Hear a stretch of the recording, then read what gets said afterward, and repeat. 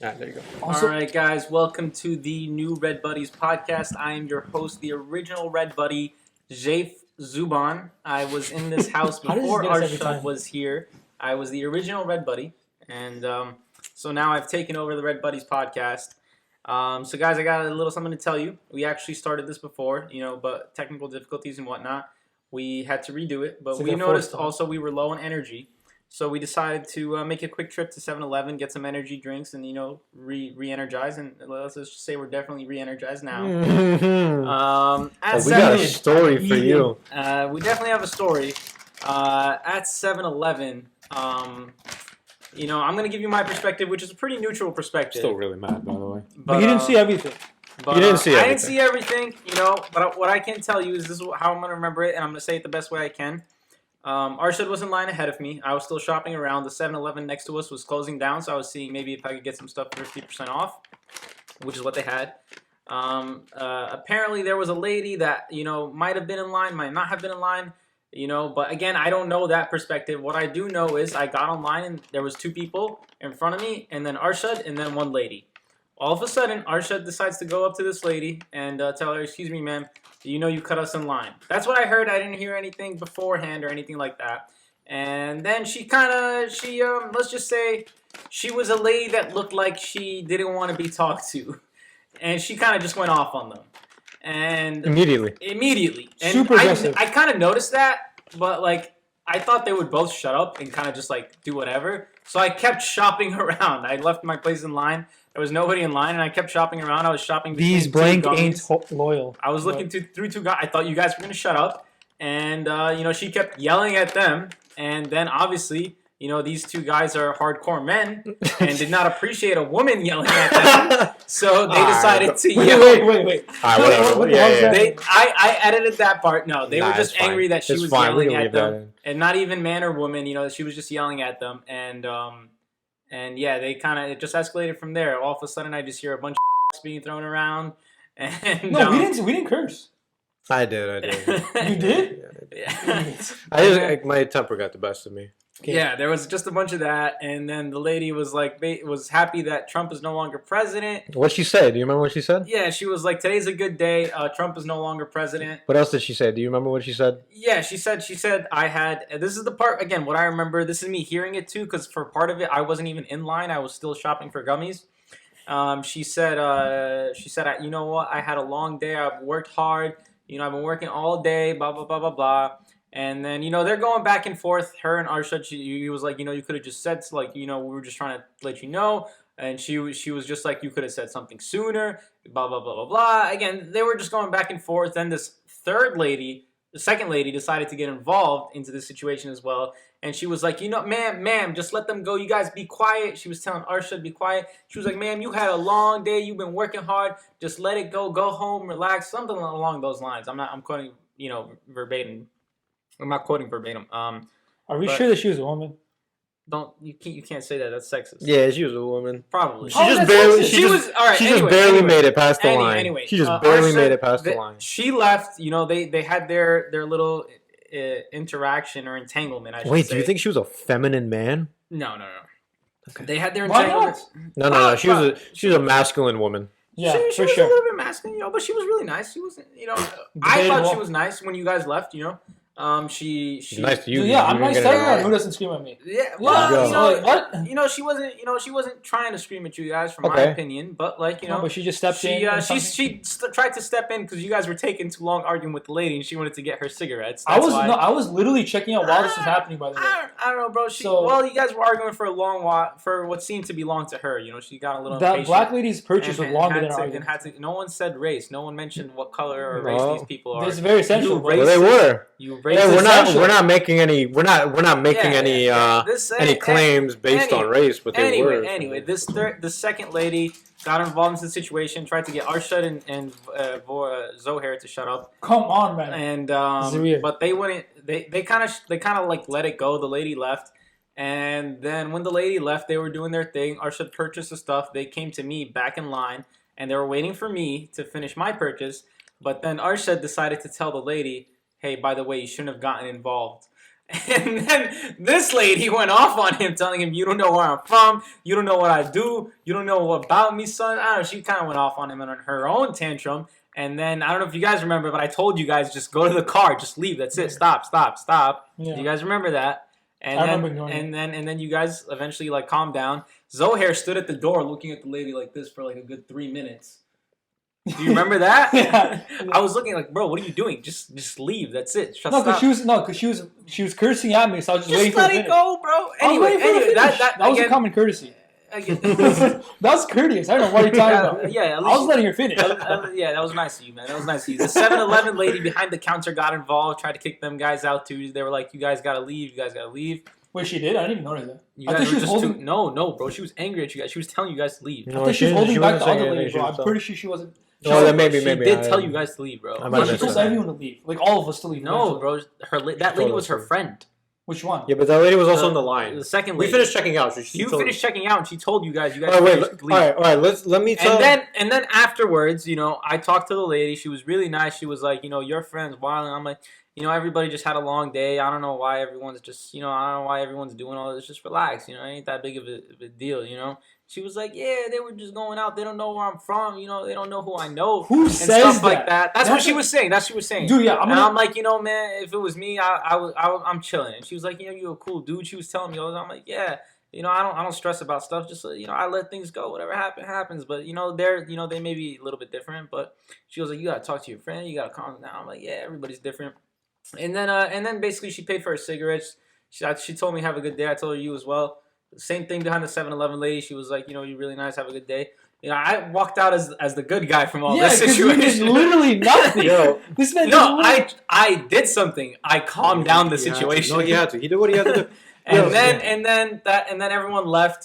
Basically and also there's this like one thing. The lady was trying to call somebody. As these guys were leaving, she was looking at what car you guys were trying to get into too. Oh, I should went to the wrong car like an idiot. We'll see that after, But anyway, yeah, that's what happened. Dude, and then the situation basically ended. We got into the car. These guys were all heated. They wanted to go back and like do something. I forgot my banana cream pie, so I kind of wanted to. Zohair wanted to go back, but I'm down to go back. Okay, let me. All right, wait. Now we have to go down the line. Down the line here. Down the line. Okay, wait.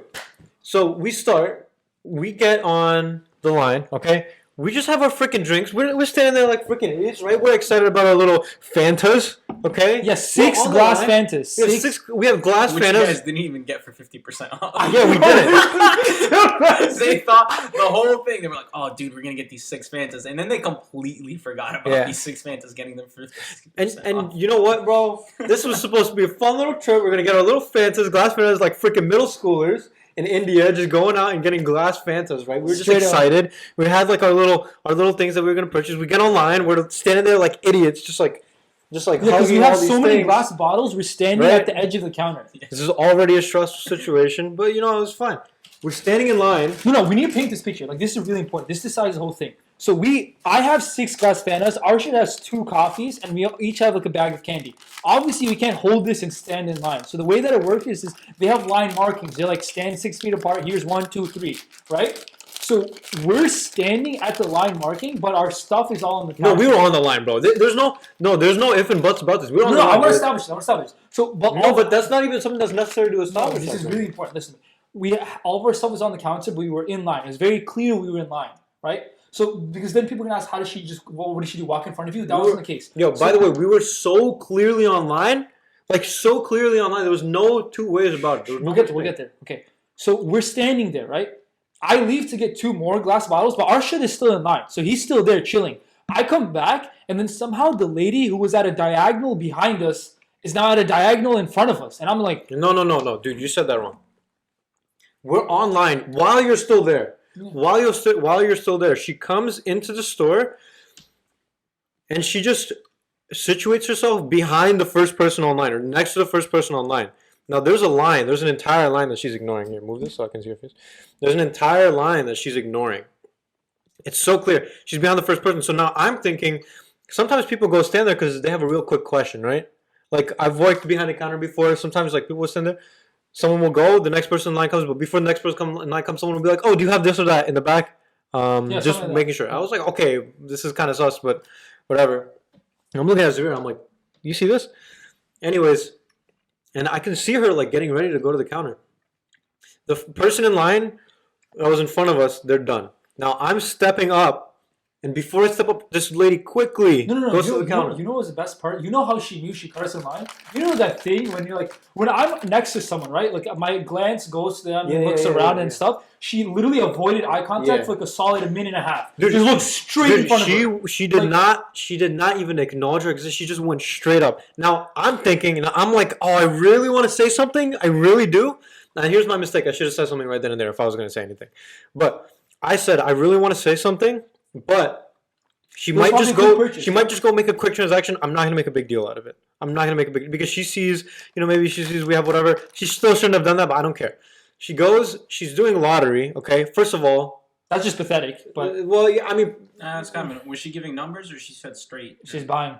No, I mean it's a good. She said straight. No, she said straight. It didn't take terribly long, but. She does a thing. She's getting the right. She's I don't know. What was she playing that day? What was she Powerball. She's playing Powerball, right? Now, first of all, you can already sense. Right. Well, anyways, she goes up. She does one transaction. It's done. It's taking a little long, but I'm like, whatever. I'm not gonna say anything. I go to Zarir. I'm like, I want to say something. In my opinion, it didn't really take that long. She did it twice. No. She did. Also, you didn't even come in line. No, but it doesn't. It's not about. No, but I was thinking. I was thinking this was a quick thing, so I was like, I'm not gonna do anything. And then she starts another transaction. Yeah, and that's then, the main thing. And I wasn't gonna say like. You know. I don't know if you heard, but she was literally like, she picked up the first transaction, put it in her purse. And then she was like, let me get. You know what? Let me get another one. And I'm just like, what the hell is this now? And now the thing. Okay, so now I'm sitting there and I'm like, okay, if this lady knew what was going on, maybe she didn't. But if she knew what was going on and she did this, then I'm gonna say something. If she didn't know what was going on, I'm just gonna.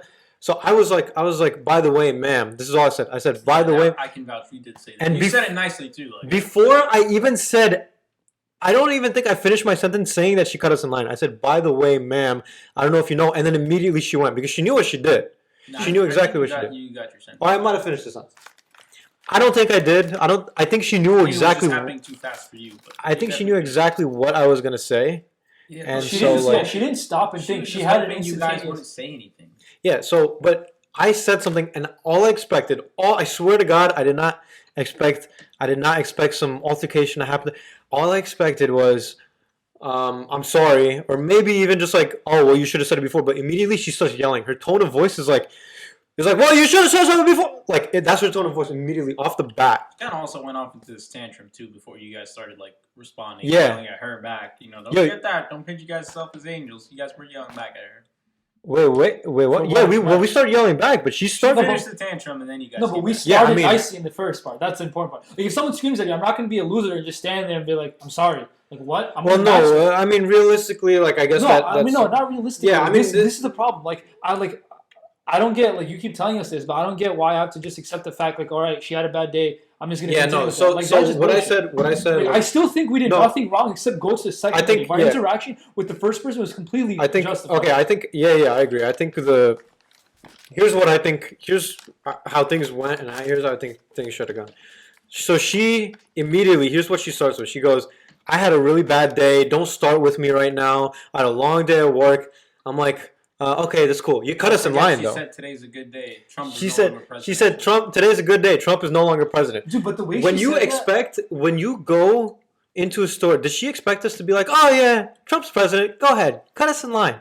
Trump's no, I think she was trying to insinuate that we were non-Trump supporters, but I think she was. Because she was saying it to us, bro. She kept saying it should be a good day for you. It's dude, she was black, bro. Dude, I don't know. I heard it as today's a good day. Yeah, today's a good day. She said today's. Yeah, but the way she was saying it, no one says you don't. All right, it's 2 out of 3, bro. So here you lost out. Yeah, no, I really think so. Okay, whatever. It doesn't matter. She was insinuating I don't know why politics have to even be. Yeah, I don't know. No one brought that up.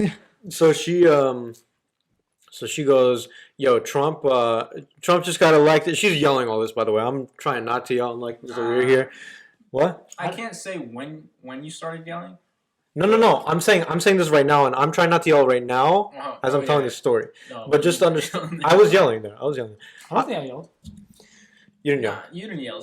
Here, let me finish this. Because there's an attack on him. He said it. Let me finish this. So Like if that was I'm there. So what I was saying was that I'm saying the story right now, and I'm not yelling as I'm saying what she said. But just understand that she was yelling. That this was her yelling. Yeah. She was like, About that. Trump. 100%. Yeah, she was like, Trump just got out of office. Don't tell me nothing. This is supposed to be a good day. And then she said, you should have said something back there. You should have this and that. I concede that. I think I should have said something back there. But that just proves that she knew the entire time what was going on. And all I wanted to tell her was that you cut me in line. And when you cut me in line, that's fine. Like it's fine if you didn't know what was going on. You just gotta know, you did it. I don't like if you admit you did it, if you admit you did something wrong, whatever. That's fine. We can all move on. People make mistakes. People do things. I don't care, bro. But, okay, so it's a she said something, and then she said her whole tantrum, and then you had the option of realizing this lady, may not be stable at this current moment. No, but then why would you take that just sitting? But then what she said was, I had a long day. I was like, that's your problem.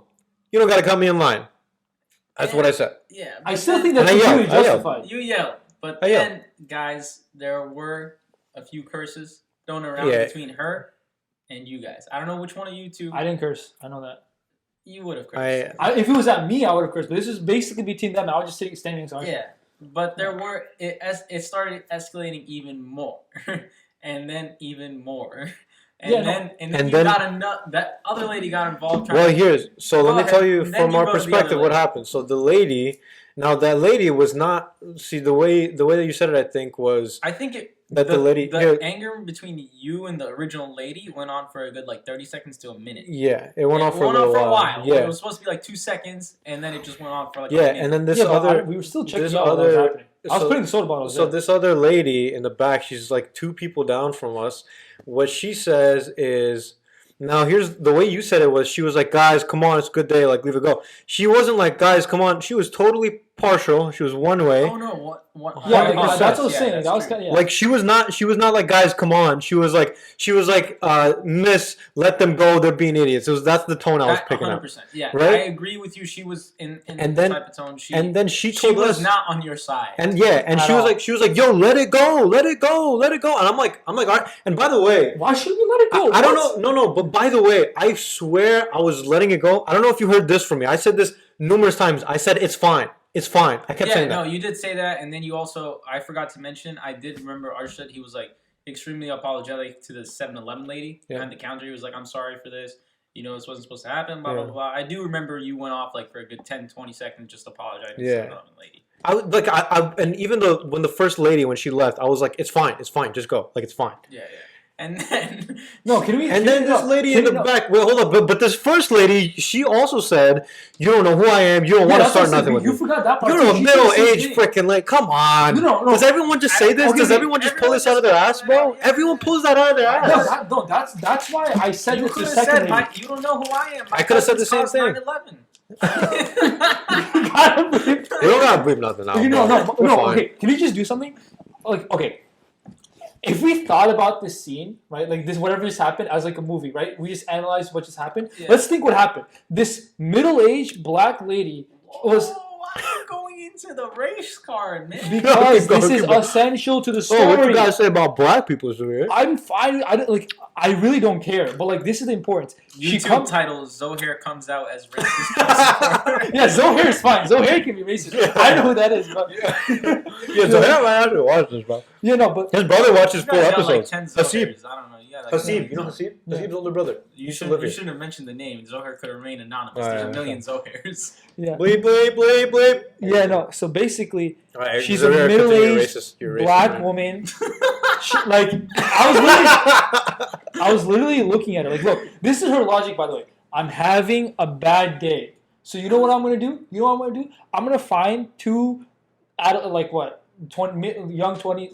young guys in line, and you know what I'm going to do to make my bad day feel better? I'm going to cut them in line. But you know what's even better? You know what I'm going to buy for my bad day? Because I'm having a really bad day. You know what I'm going to buy? That's so important not to cut in line. I'm going to buy 2 Powerball tickets. I thought she bought 3. I don't know, 2 or 3. Bro, if she was getting freaking first aid kits or something, yeah. She's like, I have a baby at home, I need to buy this diaper, or I haven't eaten, let me get this food, or my friend needs this, or whatever. It would have been fine. But she was literally buying freaking lottery tickets. How pathetic do you need to be to just be like, I need to cut these 2 people in line so I can buy my lottery tickets? No, that's fine, but you got to cut in line to buy them. Like that's you know what else, man? Like no, like that. Like I just want to stress that. Like this wasn't a life or death situation for her. Like she kept on saying, like, she kept on saying like I was having a bad day. Like I deserve this. Like this is given to me. Like I don't care if like someone like hit you or something, or you got fired. Like you're not cutting in line in front of 2 people to buy freaking lottery tickets. I just want to say, by the way, pathetic, bro. I just want to say, if she said right before she came into the as she came into the store, if she was like, "Hey guys, I'm in a rush. Do you mind if I go in front of you?" Exactly. I swear to God, 100%, no doubt about it, I would have been like, "Go ahead, man." Go ahead. Who wouldn't? Yeah. What? So, all right, now let's dive into the situation. Okay. Right. Well, the first. Wait. Let me continue. Lady. Okay. You didn't even get into the second lady yet. So let me continue. The second lady, she goes off on us. She was not trying to break apart this fight. She was going off on us. She had to know, like, she can't act afterwards like she was just like, oh, it's done, it's over. She had to know that she was coming at us, okay? Very clearly. Anyways, I go up, I do my transaction, I go to the 7-Eleven lady. I'm like, I really apologize. I didn't mean to do all that. I thought maybe she didn't know, so I was just trying to talk. She was like, whatever. Yeah, and then I go. 7-Eleven lady's having a bad day. She works at 7-Eleven. Yeah. Well, she knew the first black lady, by the way. We mentioned like they were buddy talking the first one? Yeah. Oh. Well, anyways. The second one. The first one. She literally said, "Oh, she comes into the front all the time." Remember you were asking? Oh yeah. He's right. Yeah. Okay. So they knew each other. So everyone, all the women in that shop knew each other. Okay. So, anyways, the lady. The son of is like, whatever. Now, Safe is in the back of the line. Now, I'm going to Safe. I swear I wouldn't have said anything unless, and then I saw her, and then I got reminded, and then if we weren't going back to go find Safe, like, and we just left, I don't think I would have gone back inside. I wouldn't have gone back inside anything. But we were going back to Safe, and then I saw her, and I was like, by the way, you should mind your own business. I shouldn't have done that. That was a mistake. To be fair, he did say it politely again. I don't think I did. No, you literally just said those words. I said, by the way, you should mind your own business. Yeah, like exactly in that tone. That is not. There's not. Dude, going up to someone and telling them, by the way, you should mind your own business. Like, no matter what. By the way, you should mind your own business. Like, no matter what tone you take, it's. I will say, it wasn't polite and it wasn't meant to be polite. Like, I was mad at her. No, but my point was you weren't screaming. Stop screaming, bro. Keep going. No, my point was you weren't screaming at it. Like the common thing in both these situations is that like we said something and the way the woman reacted, you would think that we shot the kids or something. No, but okay, what the hell? Okay. Well, like, to be honest, I kind of knew when I went back when I said that it wasn't polite. It wasn't meant to be taken polite because she was just biased. But whatever. But anyways, I said that, and now she was like, "What are you talking about? It's over. Like, why don't you like it's over. Like, you're off the line. Like, leave." And then she's like, and then. I forget what I said. I probably just kept saying like you said something and you really didn't need to. So how about you shut the hell up and mind your own business? She didn't know anything. She wasn't even in the line before us. So that's the best part. And then she goes, and then I look at Safe and Safe's like, "Yo, stop, go to the car." And now I'm like, okay, I gotta listen because I realized what she started saying was she was like, "Yo, like I don't know." She was like, "You don't know who I am. You don't know what kind of person. You know who you're messing with." I'm like, all right, first of all. No, then I said, like, why does everyone freaking keep saying that? Because the first lady said that too. And now she's saying, I'm like, is that supposed to be intimidating or something? And I'm like, first of all, if you're talking about yourself, if you're talking about us messing with you. Did you say that to her? No, I didn't say this. Okay. But in my head, I'm like, she might want to act like she's a threat, but she's not. Like, she just isn't. But she might have had a weapon. But if she was saying, oh, you don't know who you're messing with, as in I know people, that's what went off my head. And I was like, let's be careful. I looked at Safe. I think you kind of caught the same thing. You were kind of like, okay, like this could end up badly. Yeah. So I was like, okay, let's just go to the car. I did not get that at all. Okay, well that's because both of you telling you guys to leave. But anyway, so thankfully you left like after I told you, and then this guy kind of stayed around for like a few seconds. He was looking. I was courteous. I'm gonna stay. I gotta let her finish her rant. No, because she. And then the 7-Eleven lady came out of the counter. She was like, "That's it, you guys gotta leave." I don't know how you missed that part. I really don't remember that, by the way. Because the 7-Eleven was short. Let me finish.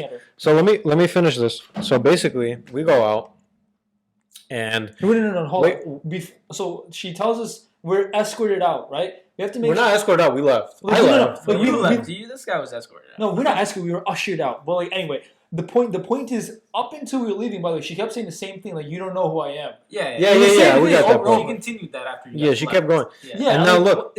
No, So let me that's- finish this. That reminds me of those, those people online who are just like, oh, you don't know who I am. Like, oh, I'm like this freaking, I'm really cool. Yeah, like, like I that don't Navy what's mind. that? SEAL What's thing. that? The Navy SEAL. I'm a Navy SEAL. Yeah, Yeah, you don't know who you're What's matching that? with, Some kid. of them laugh. Whenever someone says you don't know who I am, I immediately lose all respect for them. Like, now I know who you are. You're pathetic, and like I have so many insults I can't say because they're not PG rated. We're a clean podcast, but you're basically. I think you said it best. You're yelling. You're yelling. I think you said it best, which we should come back to later on. Like, these are the type of people. Yeah. Well. If you don't want to say it, I'll say it for you. I Well- think that was really good insight. Okay. Well. I'll try to phrase it. Are you done finishing your side? No. Let's So- do this the Let part. us Yeah, Yeah, let finish, me and let then me we'll dive let me into finish. the Let me situation. finish. So we go outside and we see. Okay, so we go.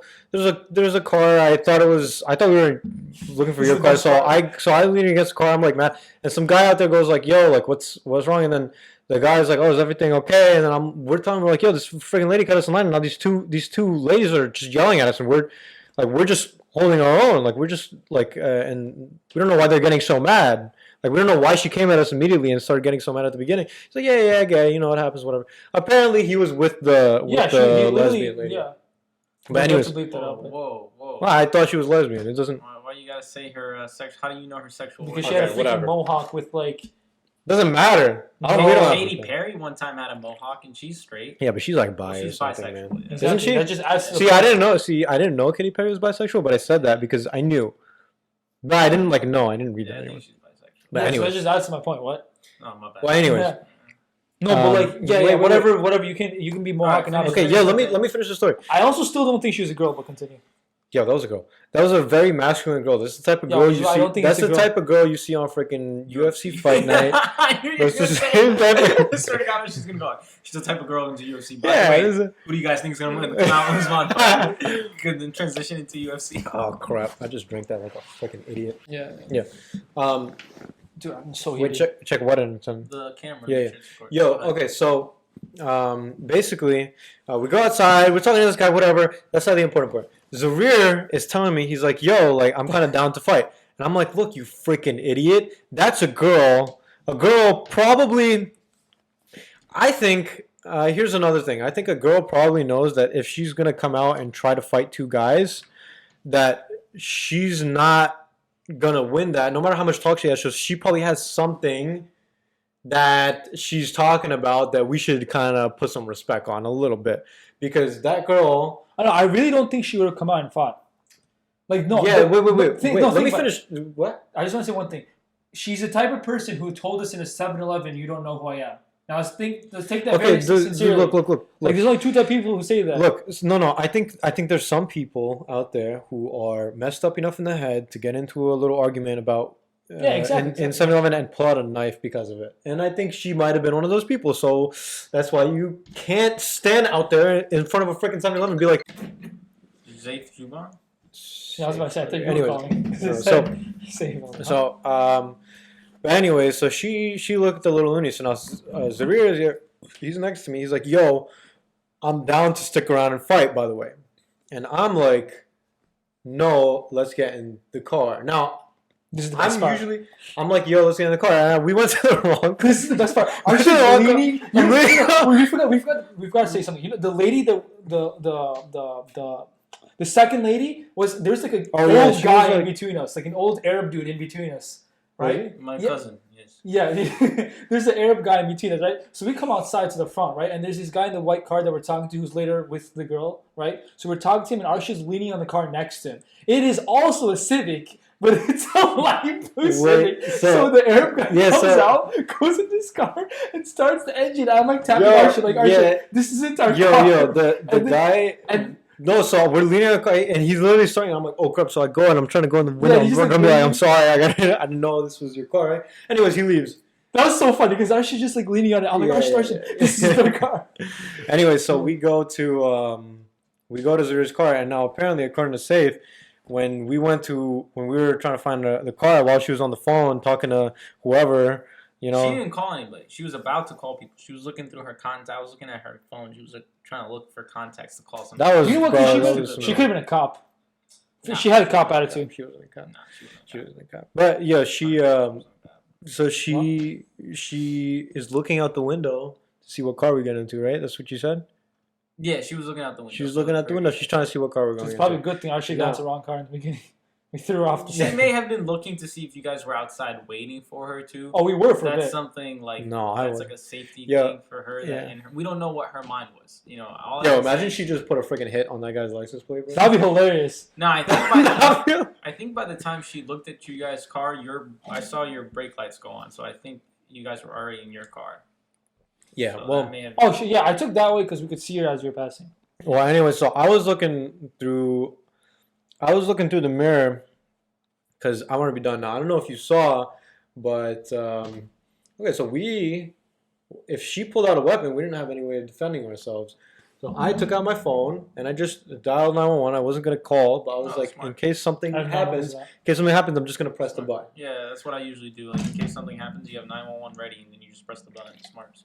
So that's what I had that ready. I don't know if you saw that because this lady. It also means you're a little bit of a bitch, but go ahead. No, I was gonna say, what the hell? That is such what? bro. If she had a knife, what were we gonna do? You don't know enough jujitsu to freaking. Yeah, I thought you were told Bro, to go fight people with I can knives. I can Yeah, bro. fight. I can. If And she she's didn't a have girl too. Yeah, what the hell? Okay, first of all, let me just say. Yo, spotted you! I was spotting you! Yo, first of all, let me just say. Let me just say. Somebody. I forget who it was between you two, but somebody said, "Yo, you're really gonna fight that girl? Like you can't hit her. She's a woman." First of all. Oh, maybe this was afterwards. I said. Yeah, so let me just say this. If you're a girl, if you're a girl and you wanna the story and she goes with the theme we're gonna talk about after. if you're a girl and you Sorry, wanna act like a frickin', you wanna go into a store, you wanna act like a frickin' man, you wanna talk like you're messing with the wrong person, whatever, right? And you wanna stop making that face, bro. I'm saying my inner truth right now. If she's out here. I posted. I'd cut that. We'd part get out. views. If she's out here, all Who's the right. hell Let me is just say this: if you are in a store and you're like, you don't know who I am, you better watch your back.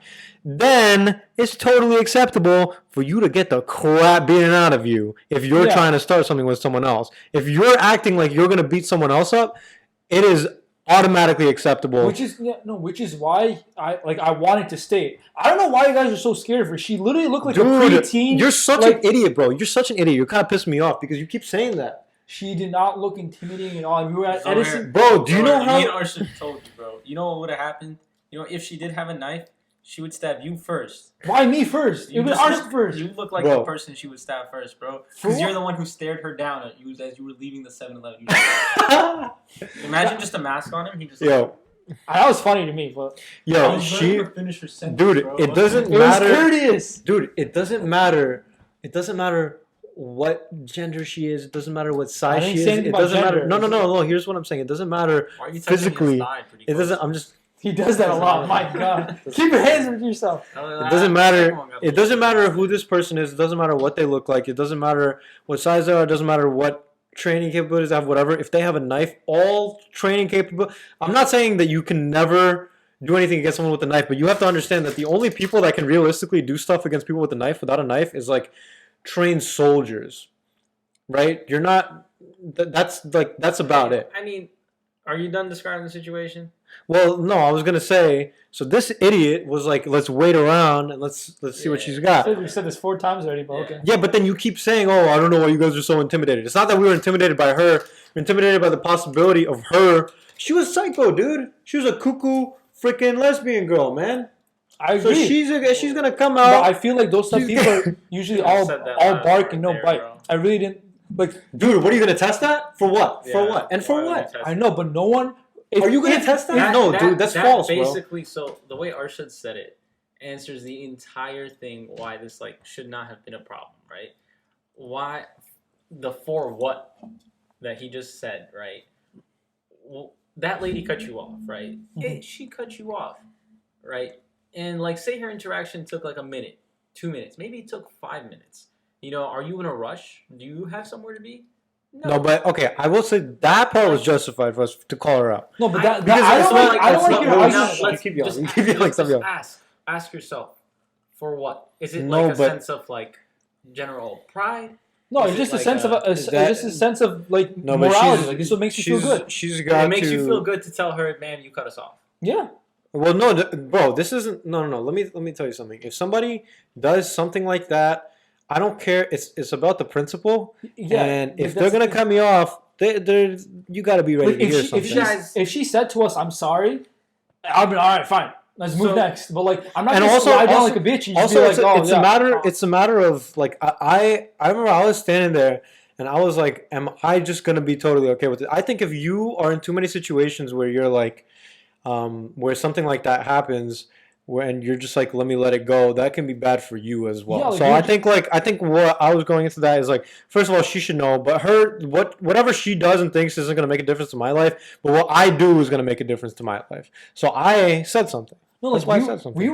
we're not like she's saying she had a bad day and everything. So me and Arshad are fine. We're not having a bad day or anything. So okay, So she went off on her tantrum, right? Yeah. After that, so you guys are sticking behind the thing that you should have said the original thing, which is, Yeah, you know, man. I should have said it earlier. You should have said it earlier. She went off on her little tantrum, right? Now, obviously, if this was me, I would have not said the first thing, but let's just say I did. Now, she's going off into her little tantrum.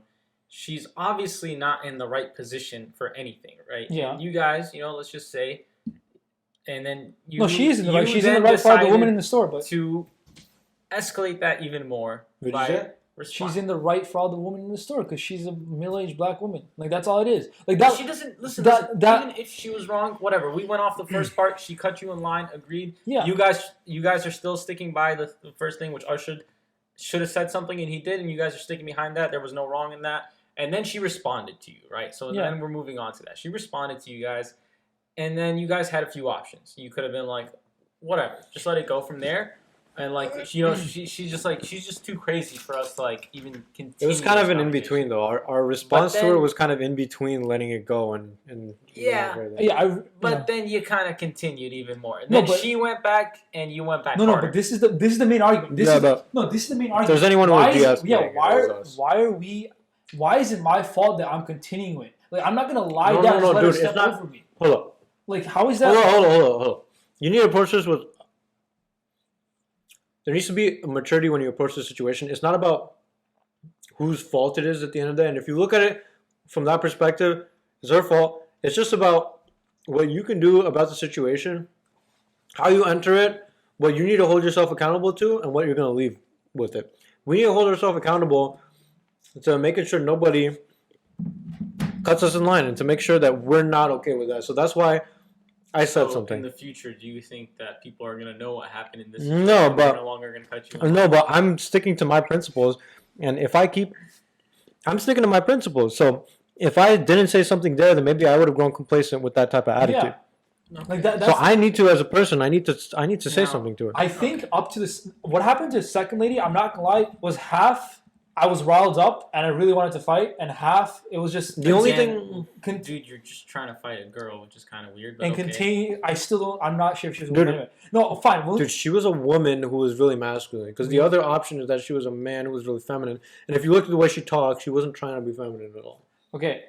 I still think Let's- the second lady was actually pretty. She may have been a little rude to you guys. Like, not. I wouldn't say she was rude, but she was Bro, but one-sided. she was 100% one-sided. Yeah, So, so then how all all of her arguments have to become invalid because she's biased. Like, there's no ifs, and, or but. Whatever she was saying is just like wrong. It's just straight up wrong. But where So, I are don't you on the? Are you like the wrong police? Do you have to like go? Wait, yeah, As you're saying, it's a matter of principle. Yeah. You don't cop people. It's in line not, for yo, that. this is at the end of the day, this isn't going to go to a freaking court of law and we have to show that we're right or the other person's wrong. Yeah.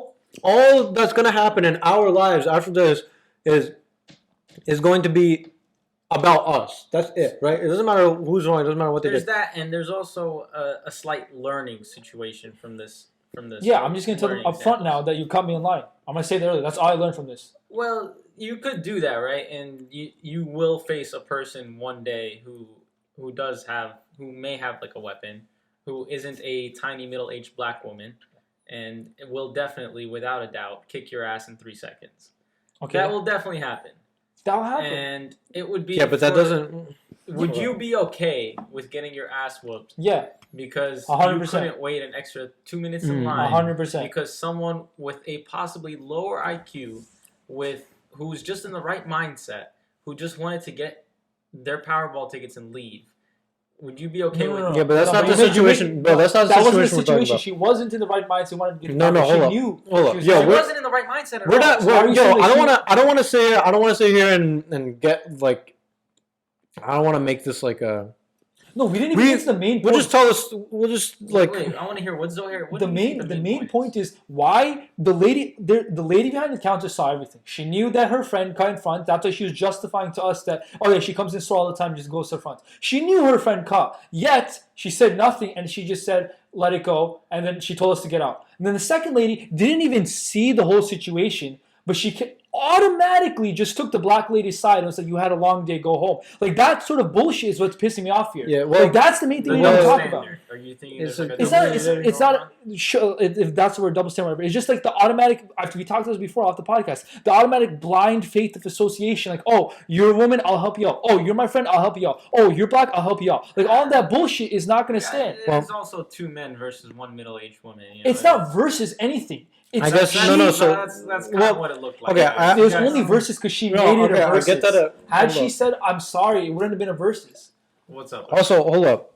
Yeah, this wasn't. This is. I just want to say this didn't start off as. All right, let's stop yelling. First of all, let's just all. We should have done more minus stats. Zarir, go do like 20 push-ups and get your stress out of the way. Yeah. Dude, no, He's gonna stay at this tone the entire freaking podcast.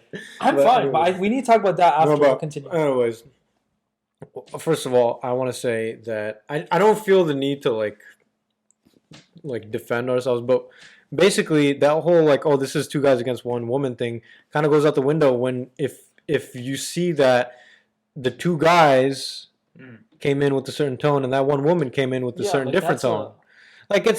It's like yeah, if we started yelling So at her, you guys think you came in with a non-angry tone? oh, right? definitely It's came in. 100% You guys not the think first. that, right? Yeah.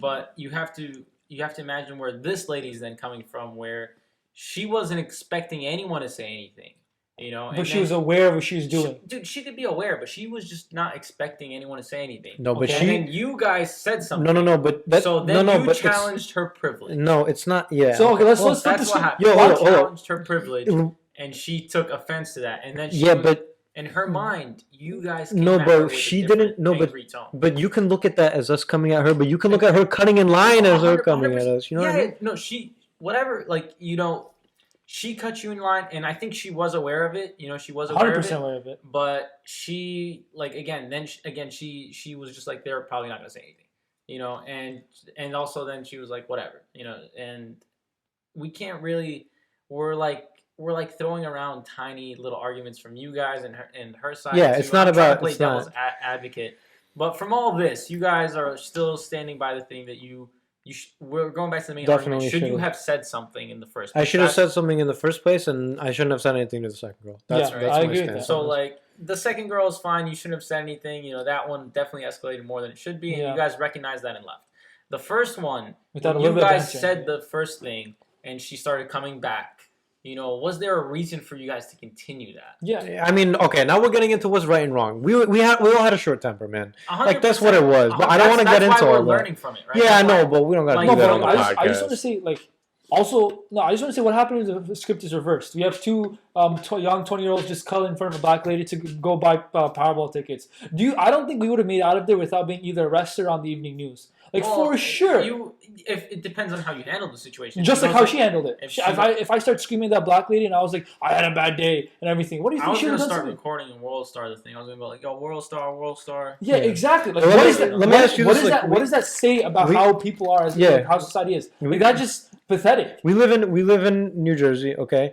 Now, I No. So I don't know, man. I don't wanna know if go we should on get that. into this Like, right now. If it was reversed, what would that have said? And like for anyone who's watching and they like still think they're wrong, like For we just you 5 people watching this. There's yeah. a good amount of people that Yeah, watch those this. our episode numbers are up. Like for everyone who's watching this, like if 6 people. There you go. 6 hey, people. if the roles were reversed, like how would that be? And if you recognize if the roles were reversed and the situation would have been even worse, then what does that say about how we're all acting? Like I'm just gonna stand. I'm gonna stand by regardless of whatever. Like if it was a woman or like a man or like a half woman or like a whatever. Like what I would have said the same thing. Like I don't care whatever it was, but because she was a black lady who What is half? All right, so Zarir is racist, sexist, transphobic, misogynistic. Transphobic pig. So if I was the person on the bystander who didn't know anything about the line, right, I wouldn't have said anything because it's not my place. I don't know anything. And if I was the lady behind the counter and that was my friend who cut in line, I'd have told my friend, get the hell back. And I have done that. I used to work at CVS. My friends came in and said, can I grab this? Like, yo, chill. There's some people here. I got to get them first, right? So there's... You basically told them there's a line. Yeah. Yeah. Imagine that. Also, dude. Yeah. So then why did that 7-Eleven? Also, I don't think anyone talked about that. Which is that the 7-Eleven lady knew the person. Was honestly. I mean, we can't say if she knew she was cutting a line or if she. Oh didn't. come on. We can debate that all. Can I just say? Can I just say everyone? Can I just say everyone in the front of the store knew exactly what was going on? She didn't. Everyone Also, knew exactly. I don't think we made this clear. She cut us twice, by the way, because we tried to retake our spot in the line, and she went in front of us. So we started in front of her. She went in front of us once. We moved up once. She knew what she was in front of. It was very wearing a mask. She what? Yeah, she was wearing a mask. She was like a half mask. It wasn't above her nose. So it was a useless. I saw her nose. Yeah, it was a useless mask. But like whatever. It's just. I'm gonna report her. Look, it tells you the IQ. In conclusion, Zarir is a racist who hates black people. No, I just hate blind faith. Like this. I just hate. I'm not gonna finish that. Oh my god! No, because he's like, I'm about to come out, man. Oh my god! Yo, where's your Confederate flag, bro?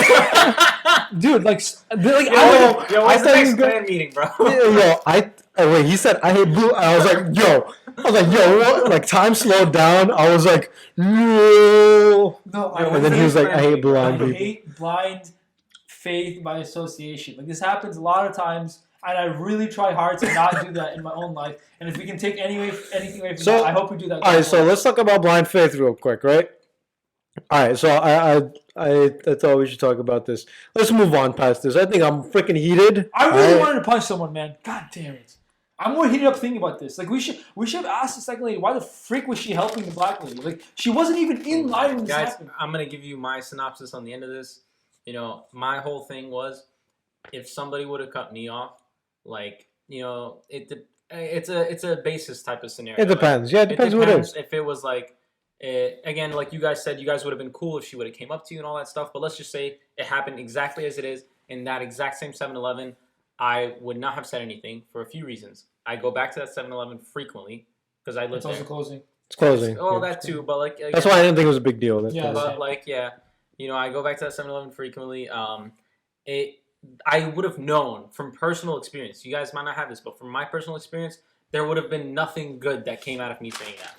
There would have been nothing good. All I would have been doing, and I'm sorry if you guys take offense to this, but all I would have been doing is kind of just like raising my own ego by telling her that. No. And I know you guys might take offense to this, but that's literally all I would have been doing. And it's hard to let things like that go, but like I think we kind of need to just like some stuff like that. It's like necessarily unimportant. To be honest, bro. It should have just been like, go, guys. Yes, I understand your take on it. Here's my take on it. I just don't agree at all, but yeah. I think, I see where you're coming from, but here's my take on it. I think if you're in too many situations like that, if you're in too many situations where something like that happens to you and you let it go, it changes who you are a little bit. And you as a person are essentially just big conglomerate of all of your actions. Yeah, I get where you're coming from, but then... I get that. Yeah, but we gotta you have stop to eating also, you know, you have to understand yourself too, right? You know, stuff like that. It's again, like it comes from like maybe experience, maybe just like different mentalities. You know, like I know what you're saying. Like, you know, like if you just let it go once, you're gonna keep letting it go, and then you just might become like a pansy who just lets everything go and let people step over you, right? But then again, I think you guys know me as a person. I don't think I let people step over me, but you also know me from living with me for a few years. I'm very chill. I admit when I'm wrong, and I let things go right when they're wrong. And I think it's something that takes like a little bit of experience to build, and a little bit of like a lot of stuff has to happen to you. You have to get in a lot of altercations, but like eventually you'll realize you have to pick your battles. You don't have the energy to fight every battle. I mean, some battles are literally, in my opinion, this entire battle was completely useless because regardless of what she did wrong, what were you fighting about? You were fighting about 2 minutes. But let me tell 2 you. minutes waiting in So line. That's what you were fighting about. yeah. So no. Let me tell you this. Well, she's Let me gonna tell. remember this. Wait, hold on. Let me tell you this. Let me tell you this. But she'll feel pathetic. If she knows we she's went wrong. into that, and we were like, oh, is this going to be a fight? I was not trying to have a fight. I know. really was not trying to have a fight. But all that, what I think was useful, I think the whole fight was useless. What I think was useful for me was saying something, and I don't think I said it in a tone that would start a fight. Yeah. I think But you she have to- immediately she came off. misinterpreted it. And now, as that tone. now after that, okay, will you say like, are you saying like, oh, okay, so I get what you're saying is that, oh, is it helping us to keep this fight going? I mean, hey man, someone's yelling in your face. You not. became, at that moment, you weren't thinking clearly. Yeah. It just went south. Happens. You had adrenaline rushing in you. You just basically went into what scientists obviously call fight or flight mode. And you know what else, man? The reason I think that I got so mad was because she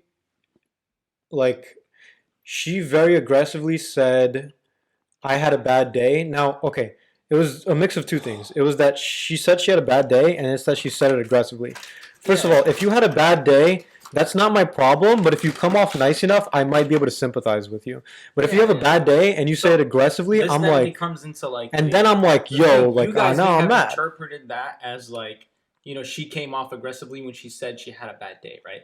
And to me, it did come off that way as well. I think But objectively then- it was also Oh, guys. Then dude, she was I yelling. think so. I think so too. And then she didn't stop there. She kept I think going. so too. But then some lady saw that, and then from her side, the other lady, the second lady, from her side, she saw that this lady's having a bad day, and you guys were bullying No, her. but don't you think? Why did that happen? Wait, hold on. Yeah, so I think what you're getting then at. that falls into the thing that this is like a double standard. Like, why are these It's a two double guys standard. just bullying this sweet middle-aged lady who's having a bad day? And it's really hard to come to that conclusion, but the double standard is so strong that you can even see that lady saw a black lady screaming at us, and that's how it started. And maybe we started yelling back, but then she still made that conclusion on top of that. She didn't involve herself until you guys started, going off, and then she came back, and then you guys started going off. And I think the lady was just about to leave. I'm not too sure when, but then she got involved and told you guys just let it go. But obviously she didn't say it like that. She said it in an aggressive way. It's just. But again, it's so crazy how what started this was basically a 6-word sentence, or I don't know how many words, but excuse me, man, you cut us off, whatever. And it's crazy how this whole thing developed into the story that you guys are gonna be telling, that you're gonna remember, and that you may hype up a little bit more in your dreams and how you talk. Zohair's probably gonna say it was two jacked UFC fighters. They were. Arshad stood up to them, and then I was backing up Arshad. Safe was in the back, didn't say nothing. Yeah, dude, this guy's a loser. And then me and Arshad just went Yo, ham on these UFC fighters, and they didn't stand a chance to us. All be known, it's just like a sweet middle-aged lady who really did have like a bad day. Yeah, maybe she had a bad day. And All I'm saying is that- granted, she had a bad day, and she was not supposed to act like that, but she did. Yeah, you learn that thing in high school. Like, I had a bad day in high school, so what? My teacher still makes me do my work. Yeah, you can. Like, what the hell? Yeah. That's that excuse, by the way, is completely invalid. I don't understand why we're supposed to do anything. Oh no, with it's that. not. It's not. I don't valid care if at she. all. I don't care if she had a bad day or a good day or a terrible day. Either way, basic human decency never goes out the window. Oh, would you have a long day at work like the rest of us? Yeah, I didn't sit I here agree with you guys. I agree with you guys. I 100% think that first off, that lady shouldn't have cut you. That's common human decency. Yeah. She did. Again, me personally, I would have let that go because knowing that there is no stakes there. She didn't cut me in You know line. what else? What? She didn't even act like it was an accident. Sometimes when you cut people, Yeah, and you're some like, people act oh, like it's an I accident. told you she that's knew. fine. That would have been decent. It would have been decent enough of her to act like it was an accident. Yeah. She didn't even act like it was an accident. She just Yeah. boom. Thankfully, we walked away from the situation. You guys have a lesson that Zohair's definitely gonna hype up in the future. So here, definitely. By the way, I want our viewers to know that in case you agreed with Zarir on we should have stuck around and fought, I want you to know that's really dangerous. Yeah, I agree. And Take it I back. want- Take it back. I want people to know that if you I mean, you First kind of of all- should have went all the way, man. If you guys started the thing on principle, you should have stuck to your. No, that's why. No, that but was then- my point. Like, No, but then it's like I said. You kind of realized you went a little bit too. the second lady. No, I agree, was realized a bit too much. there was a. I mean, bro. At the end of the day, it's not gonna. All that did me any good was me saying the thing at the beginning, and then I realized quickly that it was not gonna do me any good to, for the sake of principle, hurt myself, put myself in a situation where I might get hurt, where my loved ones who care about me might get really upset because I got hurt because of some stupid ass altercation in 7-Eleven. So now I was like. Damn, Let me get at it. 7-Eleven, crazy stuff happened at 7-Eleven. No, But if anyways- that second lady, yeah, You the know, second, I don't think any of this would have happened if there was an Indian guy behind the counter. yeah, the Indian guy wouldn't give a What? damn. He What? just would have sided with you guys. These are my brothers. Yeah. Oh crap! Don't put that in there. Don't put that in there. I realize I can't. You can make Indian jokes because I'm Indian, bro. Yeah, I know, but I'm not. Yeah, but I'm. Yeah, we have an I Indian make pass. Bengali jokes sometimes. That's right. Yeah, he just forced the pass from me. Can I make Jordanian jokes? Sure. What are even Jordanian jokes? I don't know. What do you guys? What can I be racist to you for? We What don't is have Jo- water. What? We don't have You water. freaking loser, idiot! You don't got we have like a sea, but it's dead. Like it's Damn. like a dead sea. I don't Alright. know. We don't really have anything. Half Well- our country is immigrants. Really? Yeah, From Palestinians, Palestine. Syrians. Damn. Well, that's not a lot of stuff I can. Well, mention. not immigrants. Sorry, refugees. Let me correct myself. Refugees that came in from like the war in the 1960s, and then the Syrian war too. I feel like we're gonna transition, but I just That want to was say like one a- thing that That was a weird. How did we get here? How I did we don't know. get You just here? said what kind of stuff you want to make fun of. I don't know. Like, I guess we don't really have that many Jordanians. Well, I don't know. Anyway, I just We're want to not say Jordanian. that those people have pathetic lives. Let's continue. Yeah, man. If it makes you feel better about yourself. No, I just know it. Like again, Maybe I they say, don't. I told you when we were standing in line. Like Arshad said, I want. Like, She's gonna walk away from this, like, thinking that, like, she's like, oh man, these two idiots back at Yeah, that's what I was saying. So I was just about to say. They thinking that they so cool, trying to get at me and stuff. They don't know who I am. no, but she Yeah, knows. she She's probably- gonna tell the story. Yo, she And you guys are probably. gonna tell the story as these two UFC fighters. No, but she she's knows she probably- was in the she's wrong. Probably, Like, she's it wasn't- probably, it wasn't No, the- she doesn't know she was. Bro, no one No, that. she didn't. She definitely, like, in the beginning. Oh, she knew knew she was in the wrong, Yeah, but oh, she I didn't thought you want meant anything. afterwards. But then afterwards, you literally made her think she was in the ring. Yeah. You No, literally. we didn't make her think right. That Guys. that You Latino literally- small No, lady. you made that too, but Yeah. like you attacked her to the point where she completely changed the narrative in her own head. No, she had that narrative from the beginning. Yeah, because she already had. I don't thought- understand why she you keep thought she thinking had- that we escalated anything. We she always thought she had matched a- wait, what stop she yelling, stop yelling, said. stop We never were the first one to say. She had a. Above. She We had a. always It matched doesn't what matter. we said. Yo, it really. Whatever she thought, whatever she thinks about it, like. No, but I think from the beginning she had the narrative that she was right because otherwise, why would you yell? Yeah, exactly. Like Otherwise, I why would you don't. yell? We didn't change Because anything. you attacked her. We- That's when. We didn't attack her. Oh, Dude. listen. I remember the what I beginning. told you when you said, "Excuse me, man. You cut us off." Yeah. In You- her head, In You her attacked head, that was an attack. And And, that's then remember because- how I told you before the podcast began, she had to feel important. Yeah. And that's well, like she had to show, like, she had to flex on you guys. I To put you youngins in your place. Like, you don't know who I am, bro. yeah, I think like at the end of the day, it's whatever. I'm gonna check on what- the recording. Let me introduce myself a little bit. Uh, My name is Saif Juban. Sorry, don't. Hey, My name is he's- Jeif Zuban.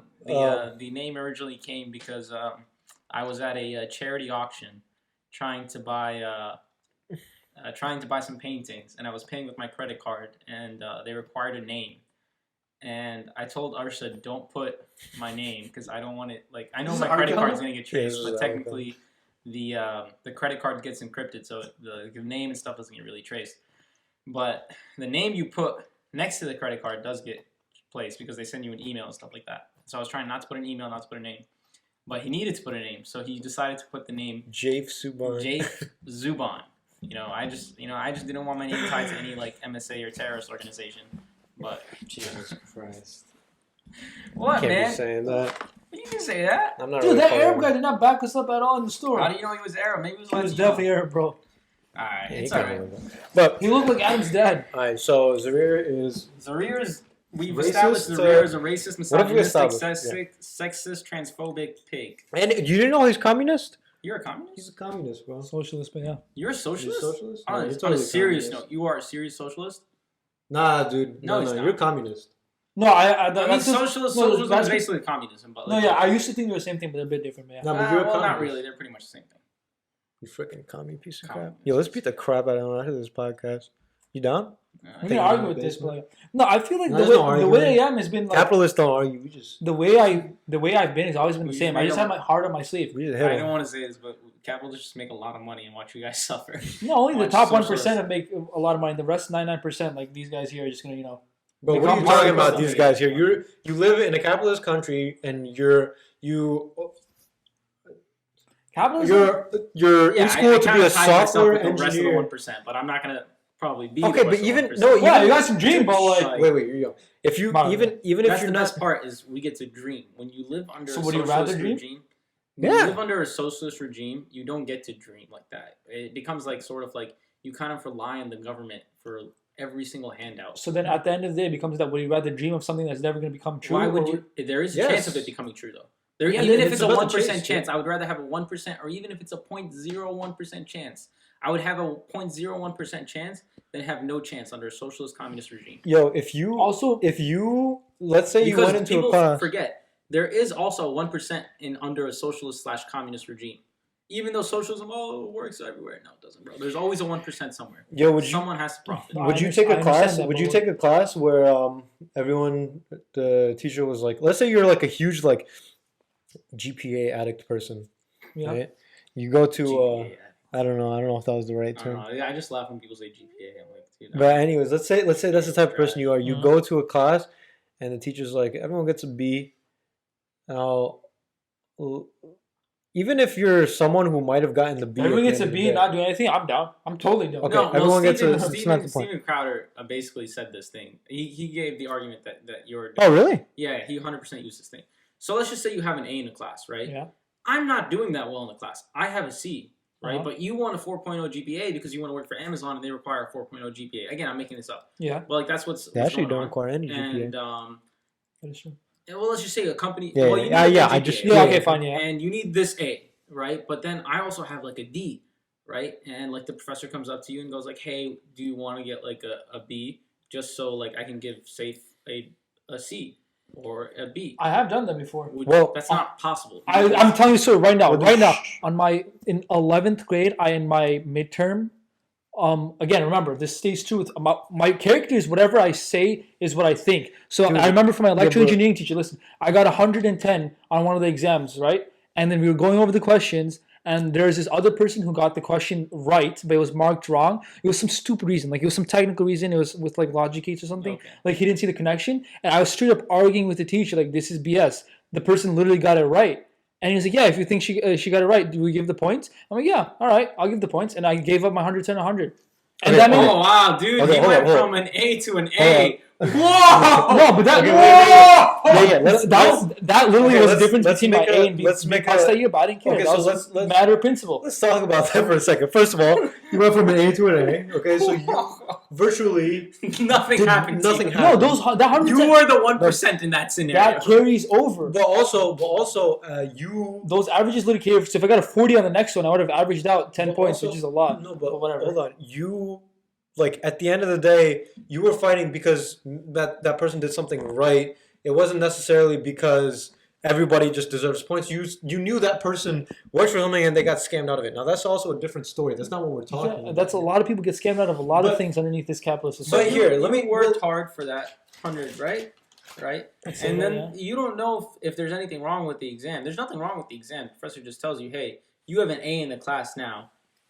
Would you like, well, they don't even give you an option. It's just like you have an A, but just to make everything more fair, you're going to get a B because a lot of people in the class got D's and they want everyone to kind of equal around a B-C range. So they drop you a B and then they raise everyone. Well, I else. think the here, problem with let these me- arguments is that it's very narrow-minded. Like no. Yeah, If again, it's definitely a very narrow mind. I'm sure Well, I socialism think has many communism benefits. is very but- narrow-minded, and I think there's a lot of ways you can say something is narrow-minded. dude, you guys don't understand. Where we come from is like a lot of us have like a lot of stuff that a lot of other people don't have. No, dude. Listen, first of all, a lot of people have different backgrounds, even within our community. You'd be Mhm. Yeah, surprised. Okay, so like I don't want to say nothing, but you'd be surprised. Like not everyone is from NUI. Basically, not everyone has like That's not a gun to the anyone from NY. I'm just saying, like, just because you might associate yourself with certain people who have a certain upbringing doesn't mean everyone else has the same upbringing. But I will say that it's not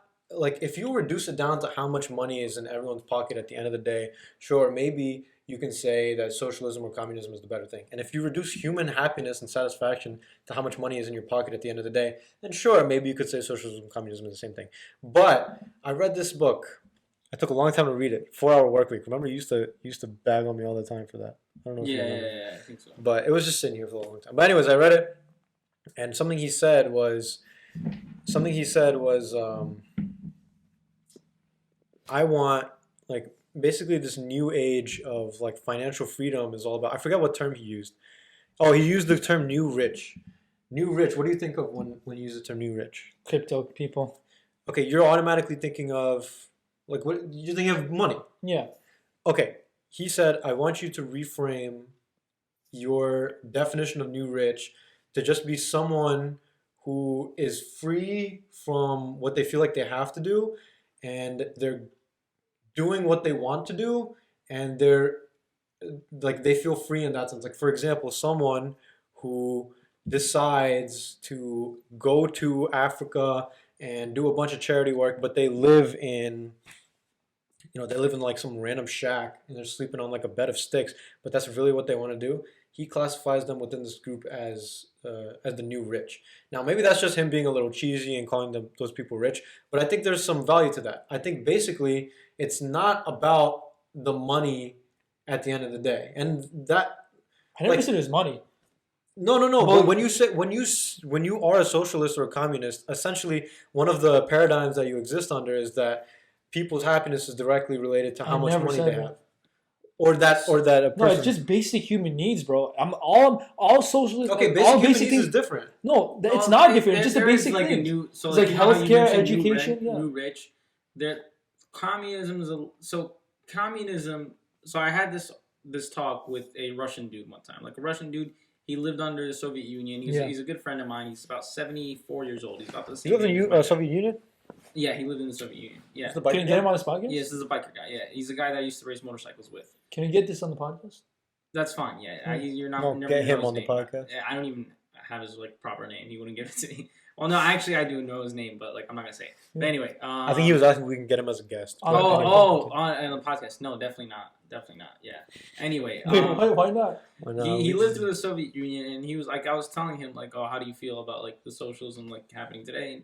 And I was like, how did you feel about communism? I'm not too sure. And he gave me this example. He's like, communism is a utopian idea that will never work. It's an idea where you work or you don't work and you get what you want.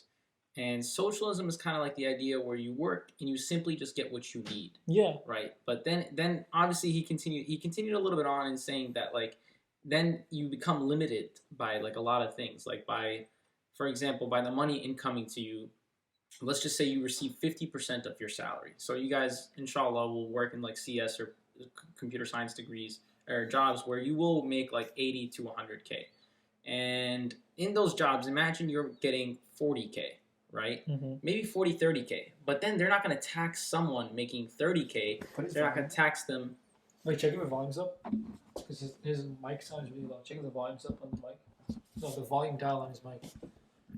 Arshad, the volume dial. Yes, I hear you. I didn't know you were talking about. Here we go. Okay, cool. Hello, test 1 2, test 1 2. Yeah, we're good. Yeah. All right, cool. So again, you don't like someone who's making 30K is not going to get taxed at a 50% rate, just like you guys. They're going to get taxed maybe less or something like that. So it becomes a little bit better for them because they're making roughly more money than, or roughly the same amount of money, and you guys are doing more work, and it took you longer to get there. Now imagine if doctors got paid the same or as everyone else because of the tax reasons. They're getting taxed at 70% rate. They're making $600,000 to $700,000 a year. They get taxed as that, and then they're making like $200K a year, and they have student loans. They have all this, and they went through about 10 years of schooling. They wouldn't. Again, we're describing a perfect society, and also this is my biggest thing. Under a socialist society, you have to have an extreme trust for government. because government is basically what's putting all these things in place, right? And you cannot trust someone who is collecting your money. That is freaking impossible to do, and you cannot trust a politician. That's like the number one thing they teach you, and it's proven throughout history. You can never trust a politician. And so why would, like, socialism, like, I agree maybe in some areas like Sweden and some of the European Union, like, there's some certain proven ideas of socialism and how some people have better quality of life there. But then we can look at how over here more people are able to achieve millions and millions of dollars and become part of that 1%, or even not part of that 1%. They're still able to reach into the 7 figures field, right? Or maybe even the 6 figures field when they thought they would never even reach there. So we have more opportunity to reach there, whereas in Sweden and other countries, it's a lot harder. It's a lot harder. And also, maybe the personality of people there are a little bit different, where they trust the government. Here, we can't really trust the government. The America was built on the foundation that we should not trust the government. You know, that's what America was built on. And suddenly we're trying to change into all this trusting the government. But, like, you should never trust the government, bro. I think, obviously, we can't just overnight be like, all right, here, yo, take all my money. It's definitely a transition process. But the thing I want to come back to is, what is your measure of success? Is your measure of success of how many millionaires that we have, or is it how many people that I can guarantee get the same education? So yeah, different things like that. It doesn't have to be. It doesn't have to be like either. that. So, like, say for example, I want to. It kind of deters you from also following your dreams too. You know, like saying like, you know, say for example, I want to start a business, right? But I do need funds to start that business. You know, I could work at my job for a certain amount of time and gather the funds that I need to start this business, and to also get a loan from the bank. That's possible.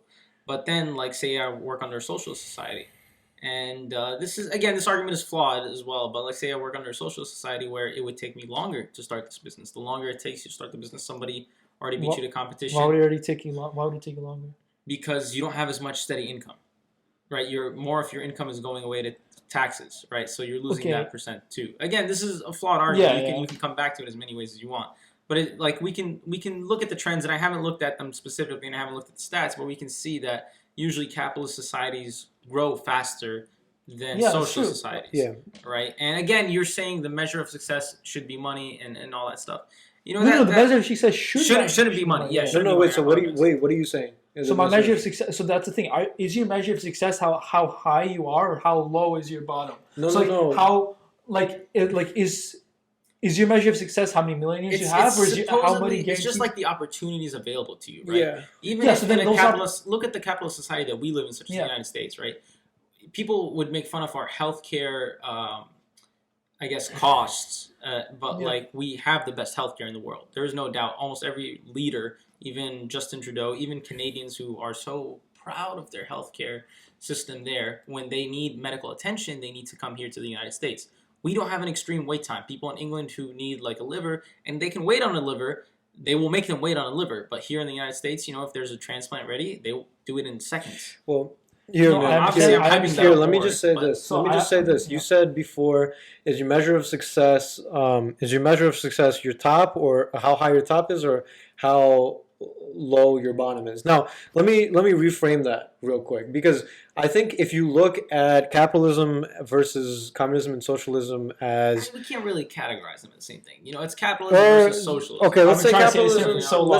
Capitalism. Even though, like, part of me wants to really say, like, you know, socialism is really not that far from capitalism. So let's say, for communism. Okay, so let's say we're comparing capitalism and socialism. Now, if you're going to look at it and you're going to use standards that are only like money based, then you can perhaps make the argument that socialism is better. Now, here's what I'm saying. I'm saying that at the end of the day, yes, everyone should have an avenue. Like, to every single person, there should be some universal avenue to meeting your basic needs. But now, another thing I'm saying is, it's not necessarily about how much money you have, but about your potential and capability to chase your dreams, your potential and capability to go after something. And that's what shapes you as a human being. What shapes you as a human being is not what you have, but it's what you do, it's what you are. And socialism takes away from what you do and what you are, while capitalism I really think that quote-unquote dream that everyone has an access to is hugely overblown. Everyone talks about that. Oh, yeah, if I work hard enough with the American dream, blah, blah, blah. You're already saying that that's not possible, right?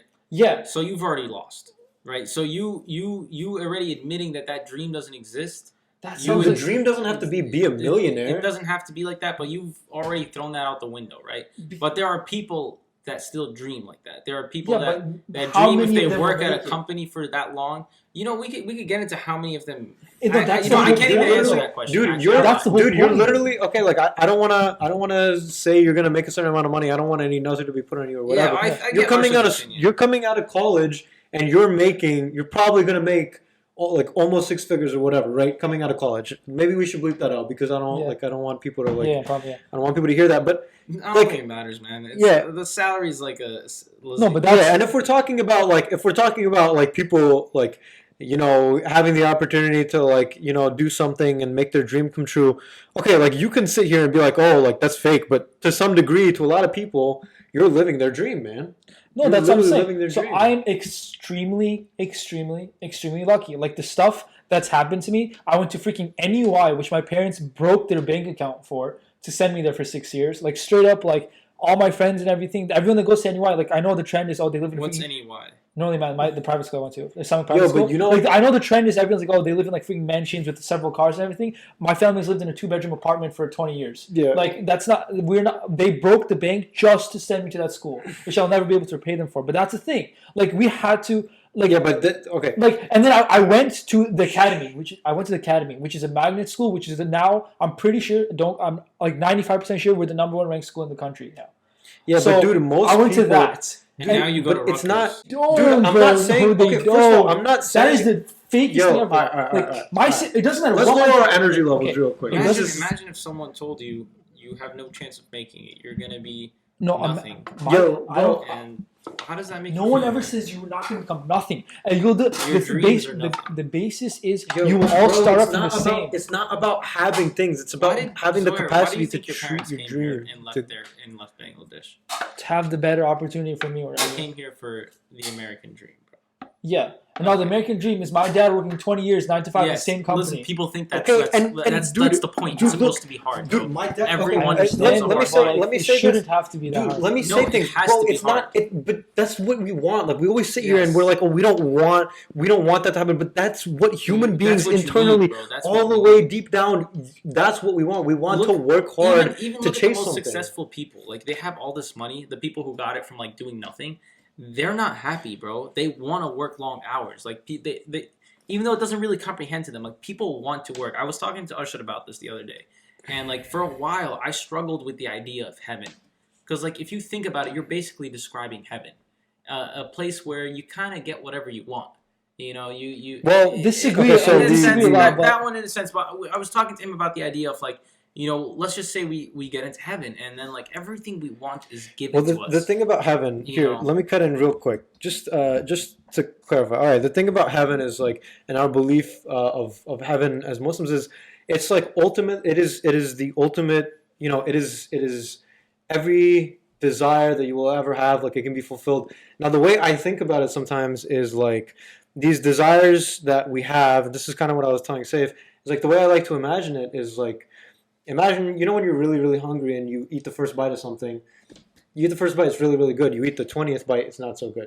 Imagine everything you have is the first bite. Now, that's why in heaven, when you have all of these things readily available to you and you're able to, you know, meet all your desires and your needs like instantly, heaven is heaven. Heaven is something every different time than I life. get that. So that was a good point. So now life, like- but life is not that. Life is not. You're not going to have all of the stuff that you want. I don't understand and why every time we bring this up, somehow the argument skews to you guys get everything you want. No one No, said dude. that. Like it's never been mentioned anywhere that like, oh, Well, you that's want. that's the Yeah, but- communist argument. The No, no, argument, but no. it's- But the point It's is, not about getting the dream. I'm talking about this the concept of the dream. You said your dad came here and worked X amount of hours in order for his kids to be able to have the opportunities that they have. My dad So did the that- same thing. yeah, that People didn't come want out to of- do that, man. Yeah, that didn't come People out of I want understand that, but that should not everyone can do that. Remember, you're Like- okay. No. But it's So not. why? So then again, this is gonna sound like a little bit messed up. So why should someone who does that say like your dad? He worked hard, and you're about to work hard to succeed, right? Now suddenly there's a change in policy, and you are now amongst the 1%, or you will be amongst the top 10% of the country, right? You'll be making a figure, whatever. You'll be making a certain amount of money that will exceed what most people make. The average income in the United States, I think, was $30,000 roughly. No way, really? Yeah, it's roughly around $30,000. We also live in Jersey, by the way, which is higher. But this is also higher. I think in Jersey it's about 50,000, but the average income in the United States is about 30.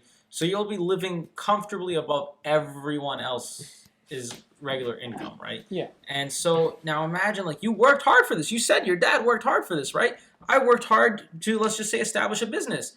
And then, like, what's the point of me working hard if they're just going to take, even though it's monetary things? I would rather donate that, than the government come and take it, and knowing that the government's corrupt, try to divide it in whatever way they seem things. So that's why I started becoming more of a libertarian, because libertarians believe that, your money should stay your money. The government shouldn't take it, but giving you opportunities to donate that money for good causes. That's the slight difference. But, like, saying that they should automatically, imagine people, like, if you lived under social society, or actually I can't say because there's chances of it working out, but if your dad lived under a socialist regime like they do in kind of like Bangladesh and like almost pretty much everywhere else, you wouldn't have had this opportunity to go to Rutgers. You wouldn't have had the opportunity for your dad to make that money and send you to NEY or whatever you call it, and then to get into that magnet school. That would have never happened because he would have never had the money to. Like, that money would have been extremely taxed. Like, he wouldn't have been able to. He would have had to rely on government assistance just to get by. And I find that, and this isn't an attack on you or anything, but I find that oftentimes the people that are the biggest advocates and spokespeople for, socialism are people who are children of immigrants. Now, if you think about it, that doesn't make any sense, because if you're a child of an immigrant, that means your parent came to here very willingly and knowingly. To avoid, and they could have gone other places, and like the things that we say, like, for example, I'm saying, like, what you said was your dad came here and he worked really, really hard for 20 years. My dad came here, he worked his ass off. All my family worked their ass off. Your dad worked his ass off. I'm sure your dad probably worked his ass off, right? And this is something we all appreciate. Now, they came and they did that, but they came here and did that, and they wanted to do that. Okay, but then does that mean that we have to continue doing that forever? Like, the entire Wait, why is that a bad thing? Why is that a bad thing? Tell me why that's a bad thing. Tell me why it's a bad thing that you have to work. Do you think your dad working hard for 20 years is a good or bad thing? You tell me. It comes back to, like, how Arshad said, this is a new rich, right? So does your dad really, like, enjoy those? Obviously, he's not going to enjoy it that much. Yeah, no. But there is a sense of satisfaction, not in just that work, but the fact that he got to see you to succeed. So, yes, right? Why should the government, like, even if obviously it's not the government paying for it, it's people like me. Why should I pay for you and your dad to succeed? Dude, yeah. No, I'm obviously not me now, but let's just say I'm a super rich person, that rich evil capitalist. Why should I pay for you to succeed? I feel like why are you important? You're not important. I would rather donate millions of dollars to children in Africa than to give it to a spoiled kid here who, if he wants, he could work hard and get what he wants. But I'm not going to give it to him. Not everyone can just work hard and get the thing. Dude, bro. my dad... Okay, look. I know it's not easy. You keep saying that. Like, not everyone can do it. But there's a good chance you can get pretty close, or you can at least try. Maybe there are some people that can't. From out of the 100%, let's just say 100%, how many people do you really think cannot work hard? No, it's not cannot work hard. It's like no one can. Like, I understand from us sitting here that, like, all you have to do is work hard. But if you're brought up in the environment like that, or you don't have access to any educational tools like that, or you don't even have any freaking jobs, I agree. We're not saying to cancel education. No, yes. But what does a capitalist society say? A capitalist society basically says that if you have the money, you can go send your kids to whatever school, or you can go to public education, which is completely independent of whatever the hell is there. Yo, look, like, okay, there's no standardization. There's no requirement that everyone gets the same playing ground. That's my point here. So you're saying that private schools should be illegal? I'm confused. No, it's that the resources available, that's like a different argument we can go into that later. Like, the resources available to the public should not be looked down upon. Like, they shouldn't be the lowest level. They should be the highest level. Like, everyone's like, oh, there should be improvement in healthcare and education constantly. That's not a thing that should change whether you're a socialist or capitalist society. The problem then becomes when you're saying that a dad like your dad who worked hard to send you to private school should be shamed for sending you to private school. No, but my dad did not work hard for 20 years to watch me work hard for another 20 years so that my son could work hard for another 20 years. But you're not going to work as hard as your dad. Dude, let me ask you this. Your dad, bought a plane ticket from where he was to America and started his life. He probably bought multiple other people plane tickets. Your dad went to America. Could your dad have gone to XYZ country? Yes. He bought the plane ticket to America. Do you think your dad made a bad decision in doing so? No, Why? because I'm chilling. Okay, and your dad made that decision willingly and he wanted to. Yeah. And people, my dad did the same thing.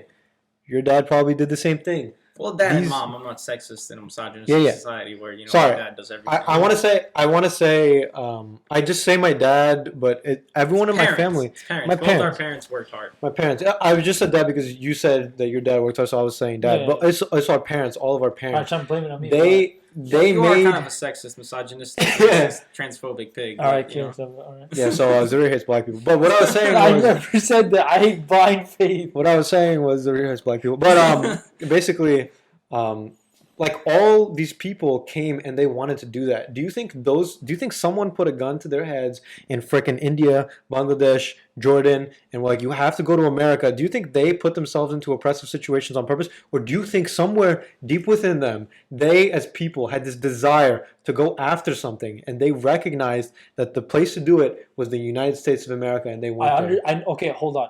The communist social argument has Answer nothing that, to do with answer this that, America answer or that, Germany answer or like answer that, Argentina or answer that. whatever. What did I say? Like, I understand why said- America is a thing.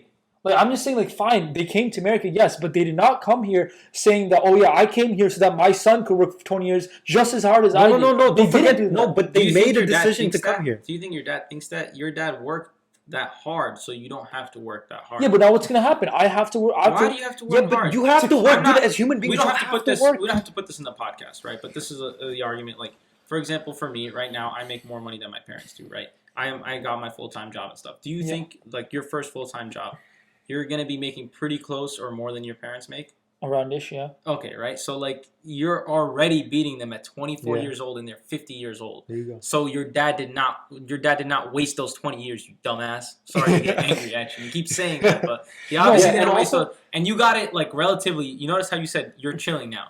You're having this podcast. We're all chilling here. You didn't even have to work throughout college that much. You probably worked a bullshit part-time job. You know, you were chilling. You didn't have to work and support a family of 5 or 6. How many kids your dad obviously didn't wear a condom. So like, you know, Yeah, really edit this out here.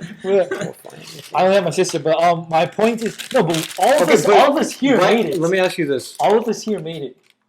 No, dude. Forget well, about we us. didn't make it yet. You know, Why- it depends. Like we're looking at it. Made it. What's made it? You know, Made it like Dude, now. We're dude, all forget- now dude, chilling. Okay, you keep talking about the resources that we have because of our parents' hard work. Let's talk about the resources our parents had. Let me ask you this: why do you think your dad came here? Why do you think your dad came here? Just answer me. keep coming back at that, man. I think it's good. You know, he came here for a specific reason. Yeah. He was able to achieve something that he couldn't achieve in Yeah, he came here Bangladesh. to his because his Like, job just brought, answer that. because his job brought him here. Like he had an offer to work here, so he's like, "Oh, I'm coming." Okay. Yeah. But like all these negatives that you're talking about. No, I understand. So see, this is the thing. There shit. It's like, you know, we're looking. Me and you keep. This is a problem that it took me a while to figure out. It's like capitalists always look at socialism as like communism, which it's not. Like they generally want more improvements. Well, yeah. Well, But yeah. the problem that becomes, and this is coming from me, and like this should come from all of us, and are the countries that we come from, our countries, the people there, they have a strong reliance on government, man. They give the government too much power. They don't have the freedoms that we do today. And how did they lose those freedoms? They kept constantly trusting the government, right? And this isn't even from like a financial standpoint, because like we could look at it like, yeah, some people in India were able to make it and whatever, finance, whatever, like that. Just like these simple freedoms that we will lose when we give socialists power is where I get a little bit upset. It's like, fine, you want to improve healthcare and education, higher taxes a little bit. We can look at reorganizing taxes to make, you know, everyone a little bit fairer. That's I wouldn't say fair to make to allow more funding. The goal should be more funding for education and healthcare. That's fine. Not to make things fairer. It should not be the government's job to get involved to make things fair. We're not trying to make things fair. You do whatever job that you want. You chase an opportunity that you have, and you try to find an opportunity. And you keep saying, you know, some people don't have opportunities. I think that's a false claim. You're given a lot of opportunities, and a lot of them will be missed. Sometimes you don't realize it. If we look at the person who worked at McDonald's and who's the McDonald's CEO, he's an engineer, granted, but he started off working at just a McDonald's simple line cook. or a cashier, and he worked his way up. Same thing with, we look at Bob Igor, the Disney CEO. He started off as, I think, like a mailman or something in Disney. Like, all these people started off, and we could say it's because they were white males, and well, the McDonald's CEO is black male, but, you know, like, we could say it's males. And then you could get into this whole argument, but, like, they're still a proponent of, like, if you work hard and you truly love what you do, it doesn't matter if, like, you're working hard and you don't love what you do. If you love what you do, you would have made it in whatever field that you're in, regardless of the money involved. Yeah. Regardless of the money. And involved. I think an important thing that you said is if you love what you do. Now, we always look at that as like a really cheesy thing, but I think that's important, is that you can't always judge someone's success by how much money they make. And if you do, basically, if you're doing something and you're able to chase something, oftentimes that's enough to satisfy someone. And if you're doing something that you like and you like chasing something. Yeah, I can give you an example for me personally. I used to work for like a cybersecurity company. Let me take a piss real quick. Hold God, on. he always does this. Go ahead. Yeah. Oh, sorry, my bad. No, go ahead. We're good. Okay, so this is gonna sound a little bit corny, but like I'll give you an example from my experience. You know, I used to work at a cybersecurity company, and in the cybersecurity company, I was getting paid a base salary, and in that base salary, I could have also had commission that would have resulted in like almost double my base salary. It wasn't maybe with that company, but I could have moved on to a better company that could have offered that. And I still can. I still get calls from recruiters to go back into cybersecurity sales. But I don't find satisfaction in that. Like, granted, that could have made me, like, I hate to say this number, but could have made, like, this is theoretically, I would have had to work really hard, and again, it would be something that I wouldn't really enjoy, but I could have made 6 figures plus. And I don't think, my parents don't really care about the money, but it's not even about that. It's just for me. I just don't like I don't like that position. Like, I really did not like, I was pretty good at it for the most part because I just like talking to people and like working with people. But it's just a position I don't like. I really did like helping people. I worked in IT at Rutgers, and I succeeded at it. I got promoted to like the supervisor at the lab, and then I worked at another IT company working IT for like doctors' offices and dentists and lawyers' offices and stuff like that. And I just noticed I really love helping people. I really love, like, even when old ladies tell me like they're writing stuff down on their notes and they're like trying to access a web browser and do the simplest thing, and I just fix something for them, and they really enjoy that. And just that, I was talking to my mom about this today. Like, I just get that satisfaction, and I really feel fulfilled. Even though, like, I'm not making a lot of money. You know, I'm making, like, I'm an employee for the state. I work for the state government. And Where do you work? At Rutgers, bro. Really? I work IT at Rutgers, yeah, for a department at Rutgers. And I work with a lot of people, and I help them out, like, every day, like, simple stuff. Even though, like, a lot of people don't really know what I do sometimes. Like, I'll do a lot of stuff on the back end. But there's times where, like, I really help people, and I really get satisfaction from that. Like, satisfaction from helping people. Like, just with... Anyway, that's what I'm saying. So I get that satisfaction from that. You know, some people might get it. Like, I had a neighbor in Jersey City who worked as a driver for waste management. You know, the guys that collect, like, trash. And he worked... Don't those guys make bank? I'm not too sure how much he made. He said he was, like, living comfortably, but he lived in an apartment. My parents have rented the same apartment for about 22 years in Jersey City, very small apartment in Jersey City, and he was our neighbor before that. So I imagine he may be making bank, but, like, obviously he's living in the same apartment building as my parents, so probably not that much bank. And but he was telling me, like, he really likes his job. Like, he likes driving, and he likes working with everyone, and he loves getting up every day driving and doing that checklist for the truck and everything. Like, he really, really, really enjoys that, you know. And then, you know, it's satisfaction. He may not be making a lot of money, but he enjoys that. Now, he could obviously maybe make more driving for commercial.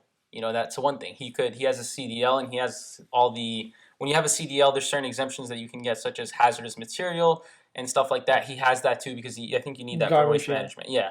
And those are really important. He could do that. He could start hazmat for garbage trucks? Yeah, I think so. That makes sense, yeah. Yeah, I think so. Again, I'm not too sure, but he has that. He was telling me he has that.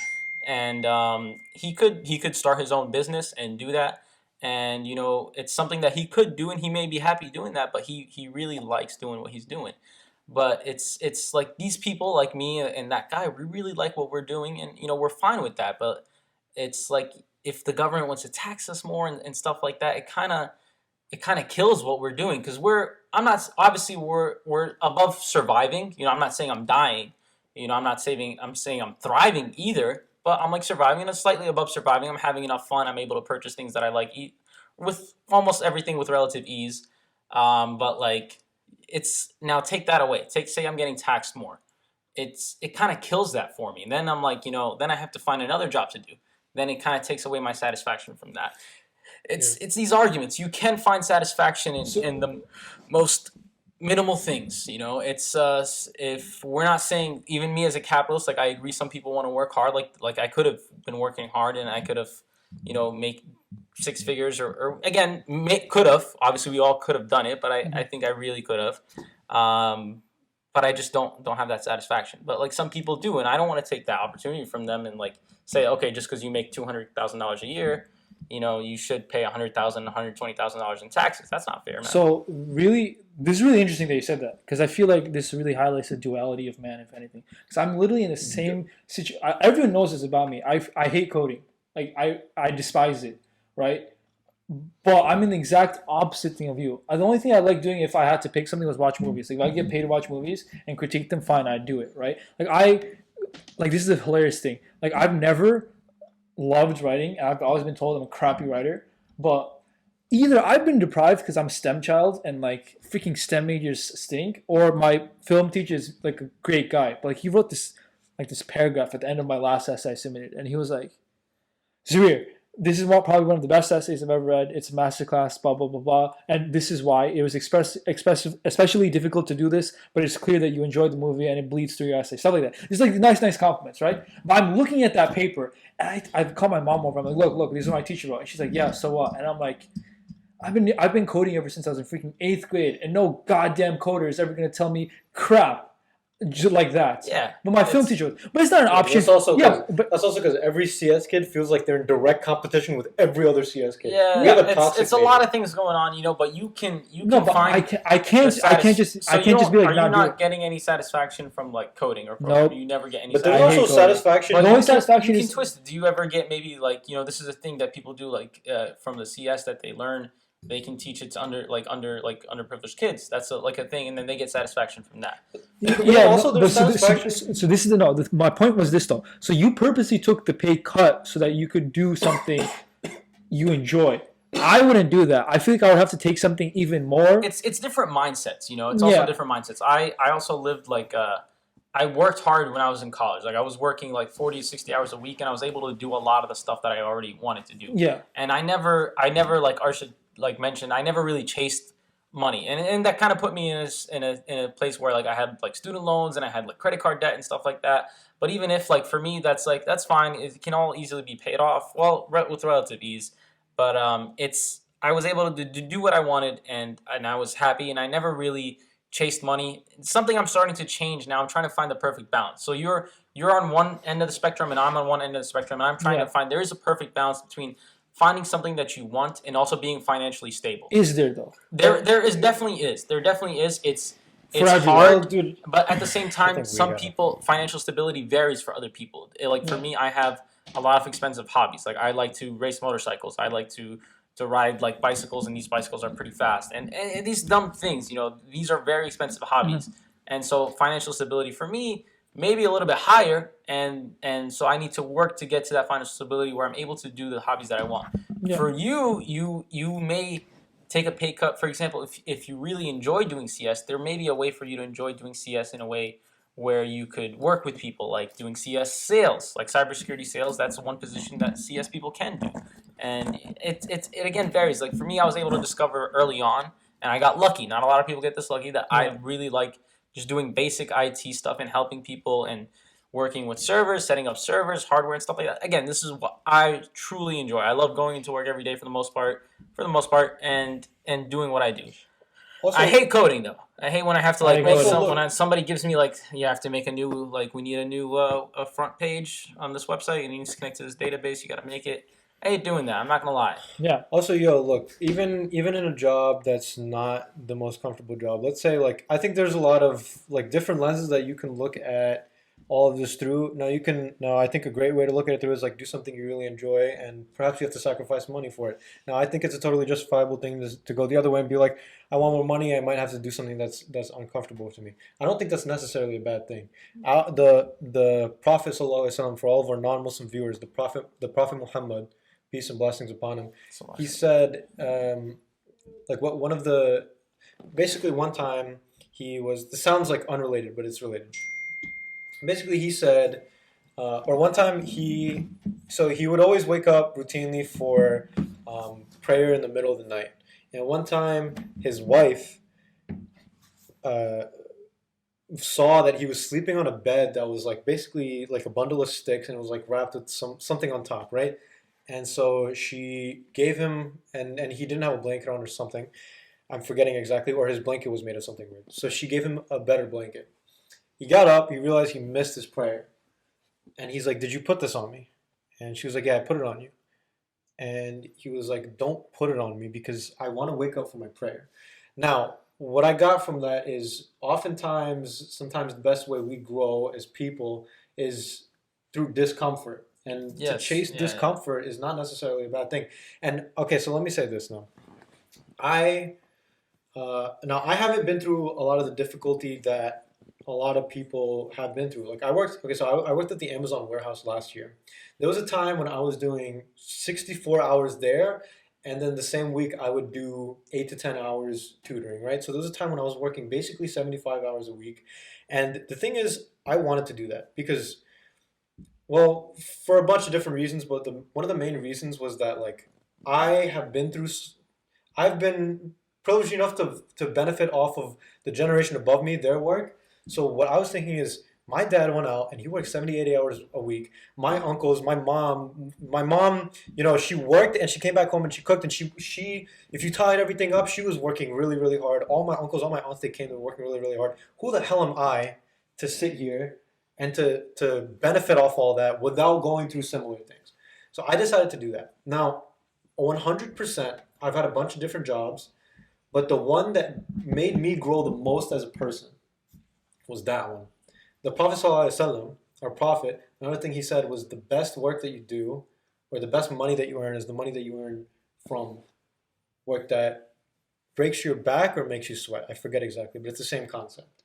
So discomfort for the sake of chasing money, or not, that makes it sound bad. But discomfort is not necessarily this bad thing. I get what you understand. mean. I get what you mean. It ties to, you can be uncomfortable for a Yeah. while, but it's not for the sake of, I think, what he was trying to get at for surviving. Yeah. It should also come to the fact that you should have an end goal in mind. Yeah. No. Like it's working that job, maybe working for whatever company and doing CS for them. It should come to the time of you trying to gain this experience, even though it might suck. Maybe eventually start your own, like these guys did. They started their own cybersecurity Islamic company, Yeah. or they started their own financial institution. And it's a friend. It's not a friend of mine, but I know him through high school. And I think What institution? they started like Is it Wahid? I'm not too sure. His name is Ahmed Pasha, and he worked for the cybersecurity for Is it them. Adibs? Yeah, it's Adib's. Yeah, Adib's Older. brother. Adib's older brother. Yeah, yeah. And they I'm sure they worked jobs that they really didn't like. Working for working for the capitalist thing, doing something that they didn't really like for a few years. They gained the experience that they needed, and eventually were able to pursue what they really enjoyed. Sometimes it doesn't come right away, and it's cool that it came to them, I guess, relatively soon. Yeah. But like sometimes it doesn't happen. It's life's hard. Sometimes you don't know what your goal is. It's just having a basis to survive is important. That's what I'm trying to establish, having a basis to survive, building a decent amount of savings, clearing up debt, and then also having eventually a house. Once these things are established, for me at least, this is what I feel. Once these things are established, then I can kind of pursue different things. But at the same time, if opportunity comes up, you don't ever know when the opportunity comes up. Sometimes I might get like what I think is a light bulb idea to start a company that I really want to. Like me and my friend have been toying around.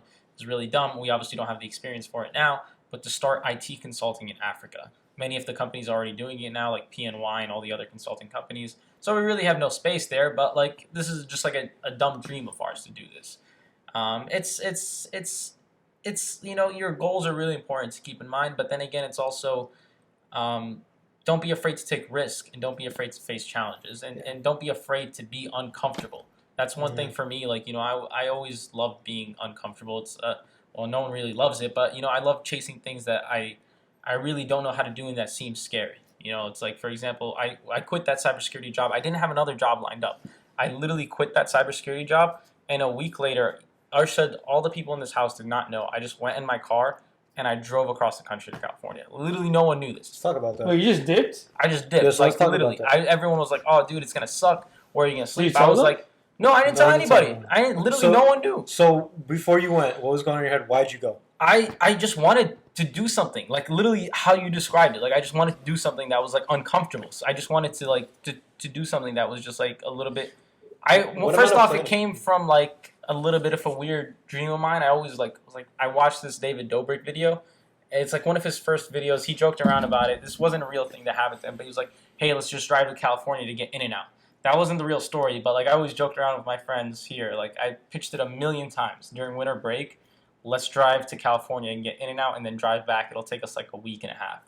We could do it. And then everyone was always constantly like, "No, that's a dumb idea. It's going to suck, blah, blah, blah, blah." But then again, like they don't realize like sometimes things have to suck. Like, it's going to be a cool thing. It's going to be something that builds our character. It's going to be fun. Yeah, it's We went on a Yeah, I road was about trip to say. recently. I don't know Yeah, if you told me about that. You guys did the same thing. You guys Yeah. went on like a trip all the way to Indiana, if I'm not mistaken. Chicago. There you go. So for our trip, we on purpose didn't do any planning. What type of planning did you do for your trip? I didn't do a lot of planning. It seems crazy because like first off, again, I was working the job. It was a Thursday or Friday. I think it was a Friday. We just finished getting yelled at by our boss because he wanted us to do something that was like completely dumb. And I realized like, what, this isn't. I was working there for like a month and a half. I had a few sales that I was building that could have been worth like together maybe like $20,000 to $30,000. Again, this was just starting off. They could have fallen through. In sales, nothing is considered complete unless they sign on the dotted line. So like, but like I had these sales which I was pretty confident about, and so like I basically was just like, I really don't like it here. I really don't like this job that I'm doing. I'm not like getting anything, and I was wanting to drive to California, so I just literally quit that day. But I was able to do that because I had some money saved up, not much, but I had some money, and I thought the trip I was only planning for it to take a week, and I was only planning to go to California and back. You went for a long time. How long did you go? I was gone for like a month and a half. What? So yeah, And I didn't go to just California. Did you tell your parents or anyone? No. By yourself? Yeah, just by myself. So Well, your parents didn't know. No, my parents didn't Yo, know. Yeah, I didn't. yo. To answer Arshad's question, I knew I wanted to go to Mount Rushmore, and I wanted to go to San Diego. Everything else was just So, just random. Dude, that is So- the life. yeah. So For like a month and a half it was. Well- but then you come back and you're like, whoa, these credit card bills are like Yeah. heavy. But then also, it's another one of those things where, okay, so you're saying this is life because he got to travel and you got to be. You just gotta do whatever the hell you want. But no, but listen to this. It's not. Dude, he it wasn't just so where do comfortable you all think the I time. slept? Yeah, I slept in my car for some of the days. and you should have I- stayed in his car. I cleared out my passenger seat. I took it out. It was like right here in the living room. That's the seat I was sitting on? Yeah, that was my passenger seat. You were sitting on it while I was gone. Yeah, I loved it. Wait, And that wasn't a comfortable. hold on. When did you go on this California trip? Last year around September to November. Well, because I sat on It was probably Yeah, it here was for here a for a while. while. Oh, God, I was Yeah, about to say. Oh, because I still continued doing trips Yeah. after that. So I Okay. continued doing like weekend trips after that. I see. Yeah, and his but- car wasn't necessarily the best, like the most luxurious. Bro, he had freaking AIDS festering up in his back seat, bro. Like just. Well, It was I wouldn't so go that far. disgusting. It was a bad. Like- It wasn't the best car. The roof was sagging in the back. That's why. Was it? That's what you were thinking of, right? Oh, I was just thinking of everything together. Okay, it wasn't the best of a car. It was a 2007 Honda Accord at that time. Before I left on my trip, it had like 140,000 miles You on drove. I'm just trying to say he wasn't sleeping in some like. it. Yeah, I wasn't luxurious sleeping in a bed. luxury belt, and it was all like random, bro. It was like I got to Mount Rushmore, and then I was like, oh, you know what? Seattle's not that far from here. This is literally how it happened. That's in my kind of mind. what. That's literally what happened to us, by Yeah, the way. exactly. Yeah, so it's you guys can relate. I was like, oh, yo, Seattle's not that far from here. Went to Seattle. Seattle sucked, and I was like, oh, maybe. Why does Seattle suck? Dude, Seattle just sucks. It's Have like you a been to bunch of- Cleveland? bunch of homeless people. I have been to Cleveland with Muhammad. I told you about this. Oh, yeah, But yeah. Cleveland's like We'll go in a second. Why is it so bad? Seattle just sucks because it's like you notice like when you're in the city and stuff like that. The state of Washington is beautiful. Don't get me wrong, other than the socialist communists, but like basically from What do you mean socialist communist? you know anyway from I forgot what's the beginning city to Seattle. There's like an in between, and it's all beautiful. Like it's insanely gorgeous. Like the entire Pacific Northwest, very beautiful. But then Seattle's disgusting. Seattle just has an insane amount of homeless people that like literally do whatever they want, and but the crazy part is there's an insane amount of wealth. I was about to say because Seattle's a tech hub. Yeah, people think that there's an insane amount of wealth there, but it's really a disgusting city. Like the homeless people are able to do whatever they want. No, you could say that nobody cares about them. I don't know the logistics of it, but it's Worse than Detroit?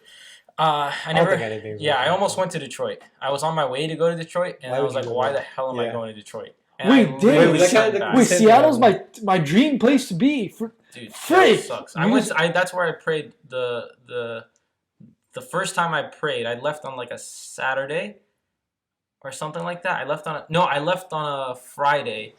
I prayed Jum'ah in Pittsburgh, and then I continued and I got to Seattle the following Friday, something along that lines. I can't remember exactly, but I prayed my first Jum'ah on my trip in Seattle. The mosque was like extremely small, stuff like that. I don't know if there's different mosques, but yeah, Seattle sucks, bro. Anyway, after I'm Seattle, so depressed now. yeah, Seattle sucks, bro. I mean, you could visit it yourself. This is just my opinion. But after Seattle, I was like, oh, maybe let me go to Portland. And then my friend was waiting for me in San Francisco. On my way to California, I realized I left my passport at home. So I had I had one of our housemates David, here man. look in my room and mail me my passport to a friend that I had in San Francisco. And Why didn't you need your passport? I was thinking, I was like, oh, maybe I'll go to Canada, right? That's what I was see, thinking. yeah. And then I was like, oh, I'll stop by San Francisco and then go to Canada. Wasn't it because you wanted to go to... So that didn't come later. So I went to San Francisco and I picked up my passport, chilled with my friend, and then I was like, we chilled there for a day, and I'm like, oh, you know what? I'm not that far from like San Diego, and I really want to spend some time just chilling in California. This was my second time in California. I wanted to like just really experience Southern California, see if it was a place I wanted to live, because I always wanted to live in Southern California. Thankfully, I lived there for about like a week and a half. I stayed there for about a week and a half, and I really hated it. And Why? it's really hard to describe. In SoCal? SoCal, yeah. It seems like a nice place, but it's Again, really not it's that another nice. tech hub. Why is it so bad?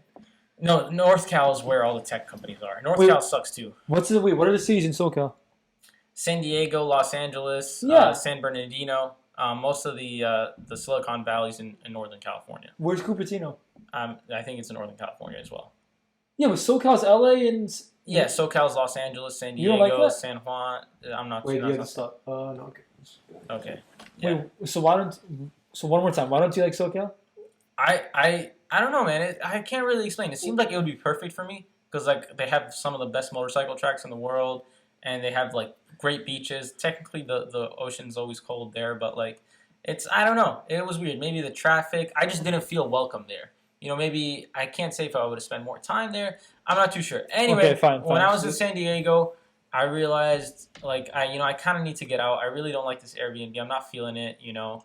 And so I looked at like this is something I always do. Like one time I there's this app called Skyscanner, and it like tells you like cheap plane tickets randomly for random dates and stuff like that. And so I looked at it, and like I did this before. Like one time I was sitting here, and like it gave me tickets for that same night on a Thursday to go to Trinidad. And I thought about it for like 10 minutes, and then I just booked the tickets, and a few hours later I convinced a friend to come with me, and we were on a plane in like 6 hours. We just like ditched work and we're on a plane, and then we got there. We didn't ditch work. We called out. Wait, I'm confused. Are these two separate Two stories? separate stories. Wait, she just randomly went to Trinidad? Yeah, Yeah. He literally randomly, like, I remember he was sitting here, and I was in a meeting in the morning, and like here, I worked from home some days at that job too. And so I was just in a meeting, and I just like randomly was just like I was like just looking at the app. This is something I could always do. Look at the app. It's like, yo, tickets to Trinidad are pretty cheap. Yo, hotels aren't actually that bad.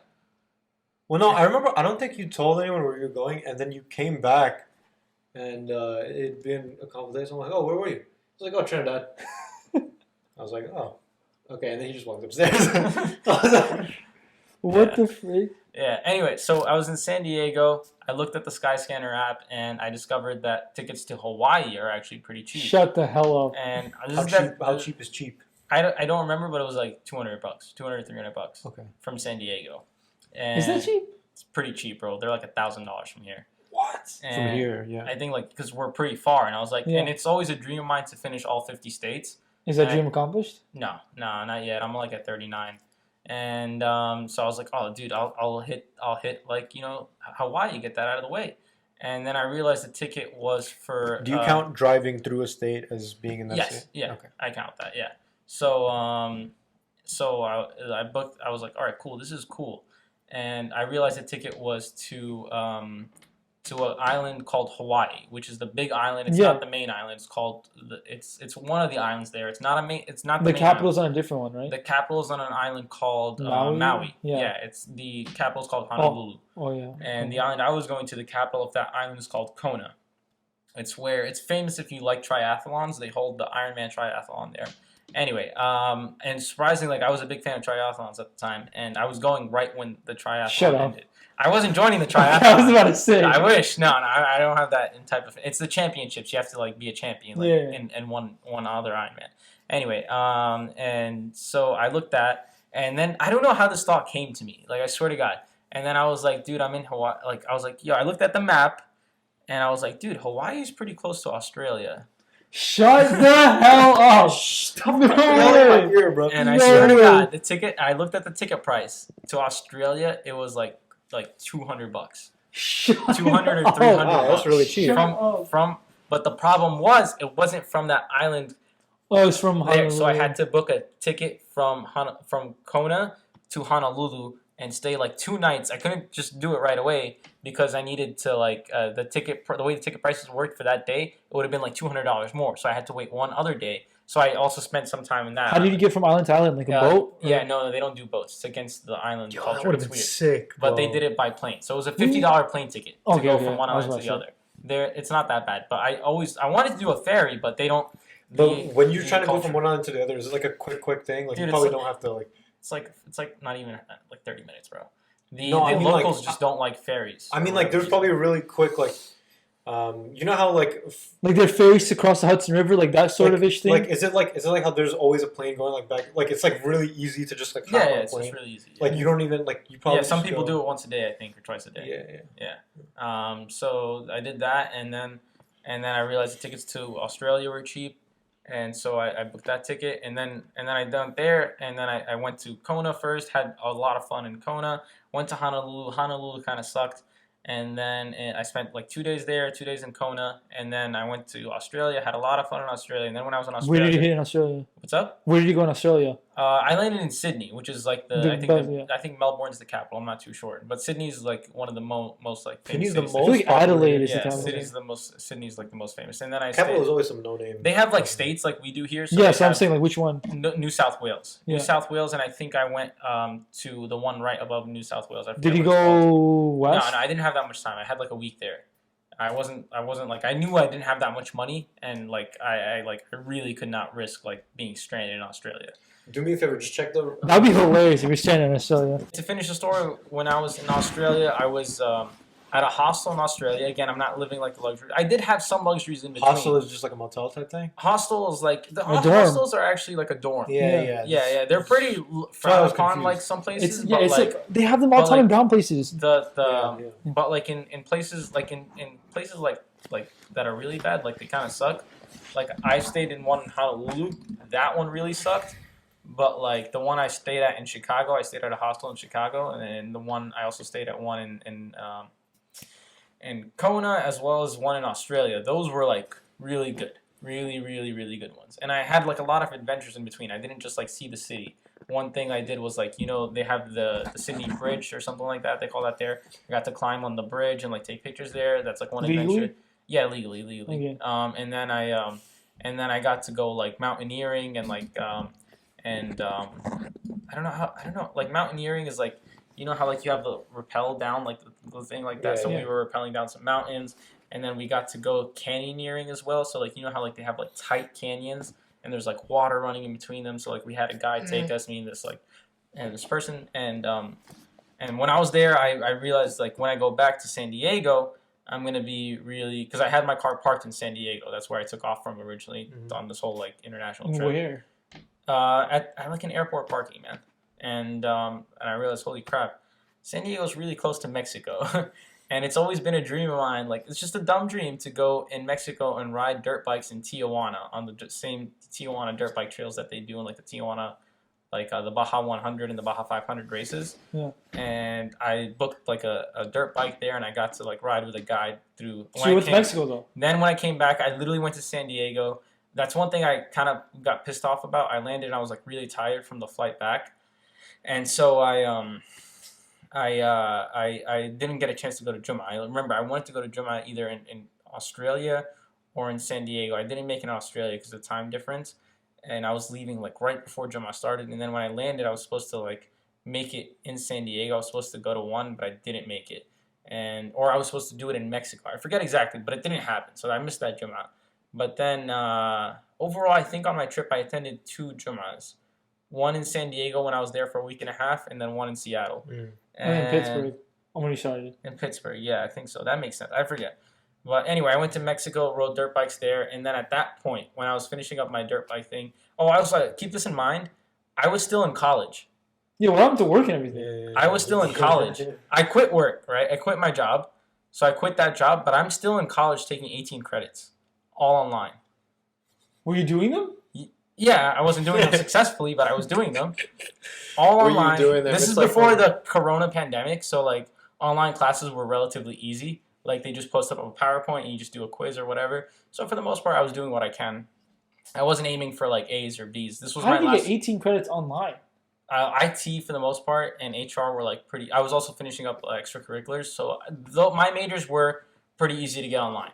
Okay. And wait, where did your trip end in Mexico? Or once the last thing I realized, like, holy crap, I have no money. The goal was, like, I realized this, like, I have to go back and start working, or like try to find a job, and then like maybe go back and do something.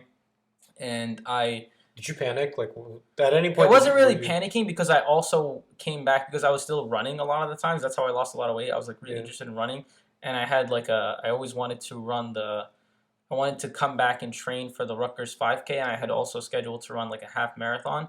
So I wanted to come back here and train, and plus I was paying rent here. Yeah. So I figured I might clear up my house here and clear up my estate here and then go on this trip, settle down for like a few months, and then go back out. So in Mexico, I finished my dirt bike tour in somewhere in northern Tijuana, and then I went more south in Tijuana for another 2 days by the beach. By that time, from all that, like, I was exhausted, bro. I literally probably slept one day for like a good 15, 16 hours. I was so tired. And Mexico is so cheap. I was able to book this villa. It's like a villa by the ocean for like $30 a day. Shut up. I swear to God. It was like $30 to $40 How big a was day. it? It was like a 3-bedroom, like 1-floor villa with like a kitchen and like a view of the ocean. It was like amazing. It was like $30, $40 a day. It was like in a gated community too. Mexico's like the Wild West. It's pretty I was dangerous. about to say, yeah. Like Mexico's really dangerous. Anyway, and that's when I realized like, I have to go back. So I made my trip back, and Can you speak Spanish? I don't. I speak poquito. And we're screwed. What do you mean? Because never mind. You don't need to learn Spanish. They'll call you a gringo. You know what a gringo means? It's American, like, yeah. Anyway. Not they only call white people that. Yeah, they'll still call you that. I got called that. Yeah, you. And, that's true. And yeah. And I also missed you. Remember, I called you. I missed you by like an hour or two. Oh yeah. Or a few hours. I was like 5 hours away from you. Because that was when I left Mexico and I was on my way back, and he was in Arizona, and I had just passed. For Chef, yeah. And I just passed where he was in Arizona. I was about to ask, what do you think of Phoenix? Phoenix. Did I go to Phoenix? Yeah, you were in Phoenix. I can't remember. I remember because I was in Phoenix. A lot of the what was crazy was, dog, I left Mexico at like a Tuesday, and I got back to New Jersey on like Friday night. And How? I left By driving? driving. Like I Shut did up. all that by myself, bro. And I did not stay at a hotel. Oh no, I stayed at a hotel because I needed to shower one night at like a motel. And after that, everything else was just like sleeping in my You should car. have just gone with them to Chef. Yo. He was like 5 hours. Because I wanted to go back home, bro. No, because if you from Tijuana, Mexico, where did you go? Back to Cali to get a car? No, I got in my car. I came back from the airport, got in my car, and I literally. Which airport? You had your car in Mexico? No, dude. I left Australia. Yeah. And my flight back was to San Diego, Yes. where I had originally started my international Yes. travels from. And then I got to San Diego. My car was there. I got in my car and drove to Mexico. So you did have his car in Mexico, yeah. Yeah, I did have my car in Mexico. And then I Just continued, out from there, yeah.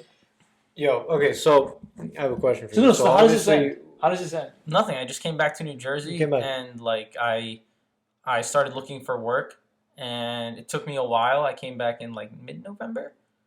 Yeah, mid-November, and then I got my interview for Rutgers in like January, and then I started working end of March. No, what about these guys? They Yeah, didn't so- say anything?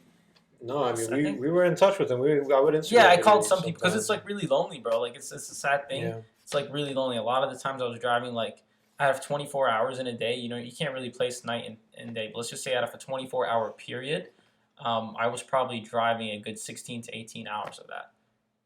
So like you get lonely, bro. Sometimes you get alone with your thoughts. You're Like lonely, even you're alone with your- even sometimes like the crazy like the people you don't want to talk to, you end up. Yeah, I feel you. But yeah, it was so- a lot of uncomfortable situations. No, you know? I agree. So, even though it was uncomfortable, obviously there was a lot of satisfaction involved. But let me. That also sounds like it. Like it could I be didn't wanna say taken anything, back. Entendre. Anyways, I have a question for you. So, you quit your job to go on this trip. Obviously, you quit your job. Now, I would say most people Would not do would that. say, yeah, most people would. Yeah.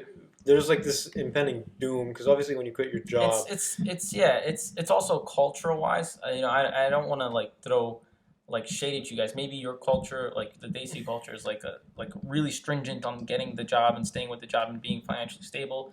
For me, it doesn't even have to relate to culture. My parents, you know, they supported me a little bit. You know, I don't want to deny that, but basically when I was in college, I was working 60 hours. I wasn't working as much as you, 80 hours a week. But I was working roughly 60 hours a week, but it wasn't I just only did like- that for a little bit. yeah, it wasn't just, for example, the summer that you did it. You know, Yeah. I was doing that every single week. Yeah. I was doing multiple jobs, whether it be OIT, part-time at Best Buy, and I also did like delivery for like an app back then. It doesn't exist today. And then sometimes I did wedding photography and videography. Sometimes I did manual labor. You know, like this was something that I did. And so for me, like I wasn't worried about what any other person thinks. This was just literally for me. You know, I Yeah. realized it's like I'm young now, and I will never have this opportunity again to do Exactly. it. I have no Yeah. familial obligations. I have no impending financial obligations. And also, like, say for example, I come back and screw myself, and I'm like a year behind my friends who are already like within their jobs and stuff like that. I'm like, but then again, why would I compare myself to people? You Yeah. know, like I'm That's a trying to great- do something myself. that's a Like, great way to look at I'm it. not the same. I'm not my friend. I hope he gets the best success he has. You know, nothing against him, and like, you know, financial success, whatever he does. But you know, for me, this was like I don't want to be him. I'm myself. This is something I want to do. I'm not him. I don't care if I'm a year behind or 2 years behind financially. It's fine with me. I want to do what I want to do and just get this lesson. Nobody believes me, but I was hoping like I would learn something and find like something you? that I wanted to do. Well, one thing was like I knew I wanted to do like IT. There's also this other thing I can't really talk about, but like it's something that I still want to do. Talk about it off the podcast. No, I can't talk about it on the podcast. Nobody knows about it. Nobody knows about it, but there is this one thing that I've been chasing for like a year. Coronavirus put it on hold. $3,000 to $5,000 a day, that type of money. No, it's not money. It's literally not money. It's just something I always wanted to do. Like when I do it, I'll tell you about it. But like it's just like it's You're been on keeping hold it for a low. while. Okay, I It's get been you. on Did hold you for have a like while. any like, you know, people go on these journeys Well- to find themselves. Like, well, did you find yourself? Wait. in Let something me like that? let me finish the question I was saying earlier, and then you can get to that. So the thing I was saying earlier was, obviously, most people would have this impending sense of doom. Did you have this impending sense of doom, but then say, "F it, I'm going to do it anyways," or Yeah, did you just? 100%. It didn't hit me till I was at my first night. So when I was in Pittsburgh, I left here. I went to Pittsburgh straight away. My friend had like an amazing, beautiful house in Pittsburgh. He let me stay with him for the night, and then like he also wanted me to stay with him for like the rest of the weekend. And like that's when that thing came when I was like, dude, I don't want to be comfortable. Like I don't want to be like this. Like then I'm like, and I'm also doing like he wanted me to stay, and I want to be rude and stuff like that. I was like, oh, maybe I'll just stay. But it's like what I don't really want to Yeah. do, and so that came to me like I don't really want to do this. And it's like making me really comfortable, and I don't want to be comfortable. Like that's the whole Yeah. point. So I went and I continued on. The next day I got an Airbnb in Toledo. The day after that I was in Chicago for one night. And then the next day there was no Airbnbs or anything for the next 2 to 3 days as I made my way to South Dakota. The first night I slept in my car in like a rest stop in Minnesota. I was just like, what the fuck am I doing? I was just like, holy shit, where the fuck am I? Like, this is no longer like a fun like weekend trip that I was used to. Like, this is like, I'm like far as fuck in a car that's about to break down. Like, what the hell am I doing? You were probably and like I panicked for like a good like maybe I can't remember how long I was panicking. Did you sleep that night? Not that well. It took me a while to get comfortable sleeping in my car too. But like, were you thinking to yourself at that time? Were you like, I just quit my job? Maybe yeah, I shouldn't have literally done that? all these thoughts came into my mind. Like, I shouldn't have done that. Like, I'm finishing up my degree. Like, holy crap! Like, I could mess up these classes, and then I would have to stay another semester, and then I would not have an easy time finding another job because I got lucky with that full-time job that I was working because they hired me without even me having completed my bachelor's degree, and they were paying me full-time salary. Yeah. You know, that was really lucky. That never happens. Like, very rarely. I got super lucky. Don't know how I got that, but I got super lucky with that job. You're a skilled guy, but yeah. I wouldn't say that. I think I would say I got lucky. I had the right connections in that place, so like I got lucky there. And it was That's like when it all hit you. hitting me, bro. That's when it hit And then you. I was just like, I just have to like continue, bro. Like, there's no turning back. And Yeah, There's literally no turning But- back. I would yeah. realize that I failed, and my whole thing is like, I don't want to live my life with regrets. So like some things I may like think about, but I will Yeah. think about them as lessons. Like, I made a lot of mistakes, Yeah. no regrets. That's my whole thing. Is like, if I crash on my way there or something happens to my car, Yeah. and I have to call my parents for help because like I don't have the money to get my car back. I did have the money to go back probably. I probably did have the money to get the car back. Anyway, I was thinking a bunch of thoughts, but like Yeah. that's when I realized like, holy crap. So I was like- that's when you were pissing your pants. You were like, I quit my job. I'm out Yeah. here in the middle of nowhere. Literally in the breaking middle of nowhere down. in Minnesota. Yeah. Did Well, the you- car, alhamdulillah, was good. Like, it didn't break down at Yeah. all. Is this Did the you- same car? No, this is not right now. This is my new car. So what Okay. was there for a little while there? Like, was it a obvious decision that you had to keep going, or were you for a little bit there going like, should I go back? It was, you can't, no one can ever really say they're 100% about a decision. Yeah. But like, there was definitely like in my mind, like I should, like the So- logical thing would be to like, oh, you had enough Yeah. fun, turn back now. Yeah. You know, don't screw everything else. And then like I kind of kept digging the hole deeper. You know what I mean? Yeah. I was like, oh, maybe, it's South Dakota. That's fun. Like maybe just hit California and go back. Oh, let me go to Seattle. Oh, Hawaii. Oh, Australia. Yeah. Oh, Mexico. Thankfully, I realized that Mexico. I don't know how. I think I had like a meeting with my guidance counselor because I was supposed to meet her for the last time. This was my last semester. I was supposed to meet her. Yeah. And I don't know how. And she just kind of sent an email like, "What are you doing? Why did you quit your job?" Like, blah blah blah. And I was like, you know what? I should probably like. Your guidance counselor knew that you quit your job. I told her, yeah. Oh. I told her like, oh, I'm in Mexico. It's a different time zone. She wanted to like talk to me at like 10 p.m. Uh-huh. 10 a.m. here, which was like 7 or 6 a.m. there. Yeah, Can't it's a remember. couple hours back. Yeah. Yeah, and so like I was like, oh crap, now I gotta wake up at 6 a.m. Yo, that's. Dude, I need to process I was this.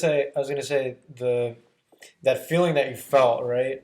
It's if you don't feel that feeling, you're like that's just like a psycho person. I think that someone who Everyone was like gets scared. yeah, man. someone you gotta who's- get scared because someone- if you're like you said, you gotta if you're not getting scared like that all the Yeah. time, then you're not really like living. You know, you can't be comfortable. You gotta do things that scare you. And I constantly, for a while, like I was really depressed. This is gonna sound really weird, but when I got my job and I was like working here, I think you noticed it. Like when you came back in the summer, like I was like just like really angry. I wasn't myself. Like I was just like depressed because like everything just seemed easy. Like I was making like money. My credit card debts were starting to get paid off. He's like, like- this is I need to Like I was literally I need to start doing something to just like do something, bro. It's like I need to start doing something that's gonna make me lose sleep at night again. I was just losing my mind, man. And so I decided like you know what, this was a chapter I wanted to close It's in my life. exhilarating. Living here, so I moved to another place. And that place is cool and all, but like this place with Arshad especially will have like a lot of good memories too. But like I moved and so I'm still trying to figure out I'm trying to build back like certain things that scare me like a little bit. That's why I decided to like go back to racing Yeah. motorcycles in the summer. But even then I know this sounds weird. This is gonna sound like opposite to what you were saying, but like that literally was not fun anymore. I don't know why. It just wasn't as scary as anymore. Really? Yeah, like the adrenaline was just kind of gone. It became like literally. I literally one time almost crashed with my friend on the racetrack because I was so bored. Like he was going pretty slow, but like I was literally so bored. I just lost. Like I wasn't paying attention at all. I was like, oh my god. And then I was like, holy crap, because you don't really on the racetrack you like sometimes will be going like 100 miles an hour Yeah. and you build like distance, but then there's like braking markers and he brakes a little bit earlier than me and I brake later. That's why I'm a little bit faster than him. And so like he was like I was just like lost in my thinking because like I was so bored. Oh, I thought you did this on purpose. No, dude, I was just lost in I my was like, thinking yo, because I did was he so know I was about to say, I was like, you're was just he gonna down kill with him us for too? entertainment? No, I was following him to record him around the racetrack so he can learn his lines a little bit better.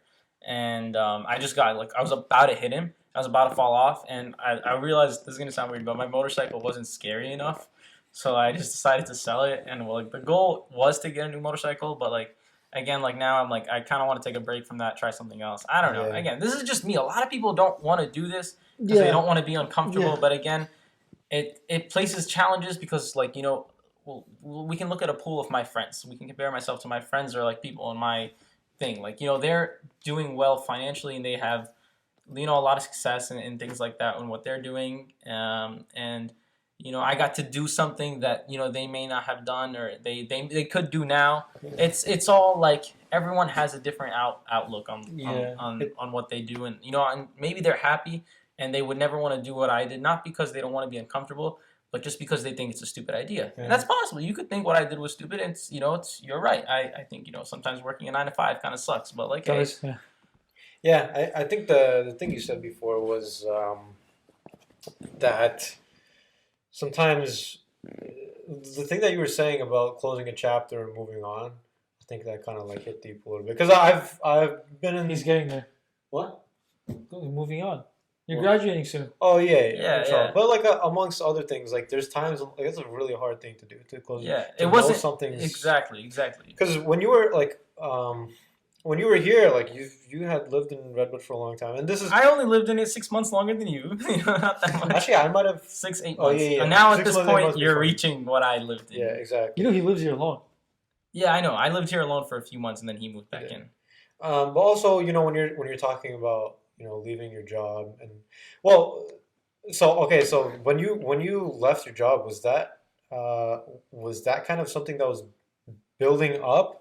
Like was it like So for a long time were you like I'm thinking of leaving my job, I'm thinking of leaving my job, it or was kinda- it one night you were like remember I how gotta we go. were talking earlier and how we said like you have to stick with something that you don't like to do in order to chase something better? We were talking about that earlier. Remember how like you have to work hard Yeah. and stuff like that. So that's what that job was. So that job was harder because that company was a startup and they were paying a base salary roughly $10,000 to $20,000 lower, but they were also offering higher commissions. But the commissions were harder to get. Sorry, so like they required a they're a lot more startup, work. yeah. It's their startup, and my role was also mixed. I was supposed to be a sales engineer, which a sales engineer is supposed to like just support the sales team. But we're a startup. We don't really have a sales I team. remember he would come back and he'd go to me and Abdurrahman and he'd be like, yo, y'all are going to engineering school and I'm an engineer, I didn't have to do none of that. Yeah, my role was a sales engineer, and I was just making fun of these guys because like I didn't even get an engineering. I didn't even have a bachelor's yet. And I was called a sales engineer. I was just trolling them. But yeah. It was so the goal was to work. I don't know where it is, but they call the food makers at this one place burrito engineers. Chipotle. Do you know what that is? Chipotle. Do they call them Chipotle. burrito I think engineers? it's Chipotle, Or is it yeah. Moe's? It I might be most. Yeah, But I anyways, get you. continue. Oh yeah, so like the goal was for that job, like you mentioned. I knew I was gonna quit eventually. I was never gonna stay at that job, unless they changed like a lot of the management and a lot of the way they approach things, and maybe gave us more money and things like that. Money was just not necessarily to make me happy. It was just to kind of You like needed to survive. I'm sorry if I butchered this word. Validate. Validate my like effort that I'm putting in. And so yeah, but they, I could have talked to them and stuff like that about giving me a raise and things like that, but I kind of was just like, it came to like a point where I didn't have really that much hate towards my boss. He was like a super smart sales guy and things like that, and I don't know, man, I just wasn't feeling it. It was just like it was eventually building up for me to quit, to leave for another company that was gonna properly train me without me like training Exactly, myself yeah. and also give me the tools, because this startup was not giving me any tools to How succeed. is the Like, startup now?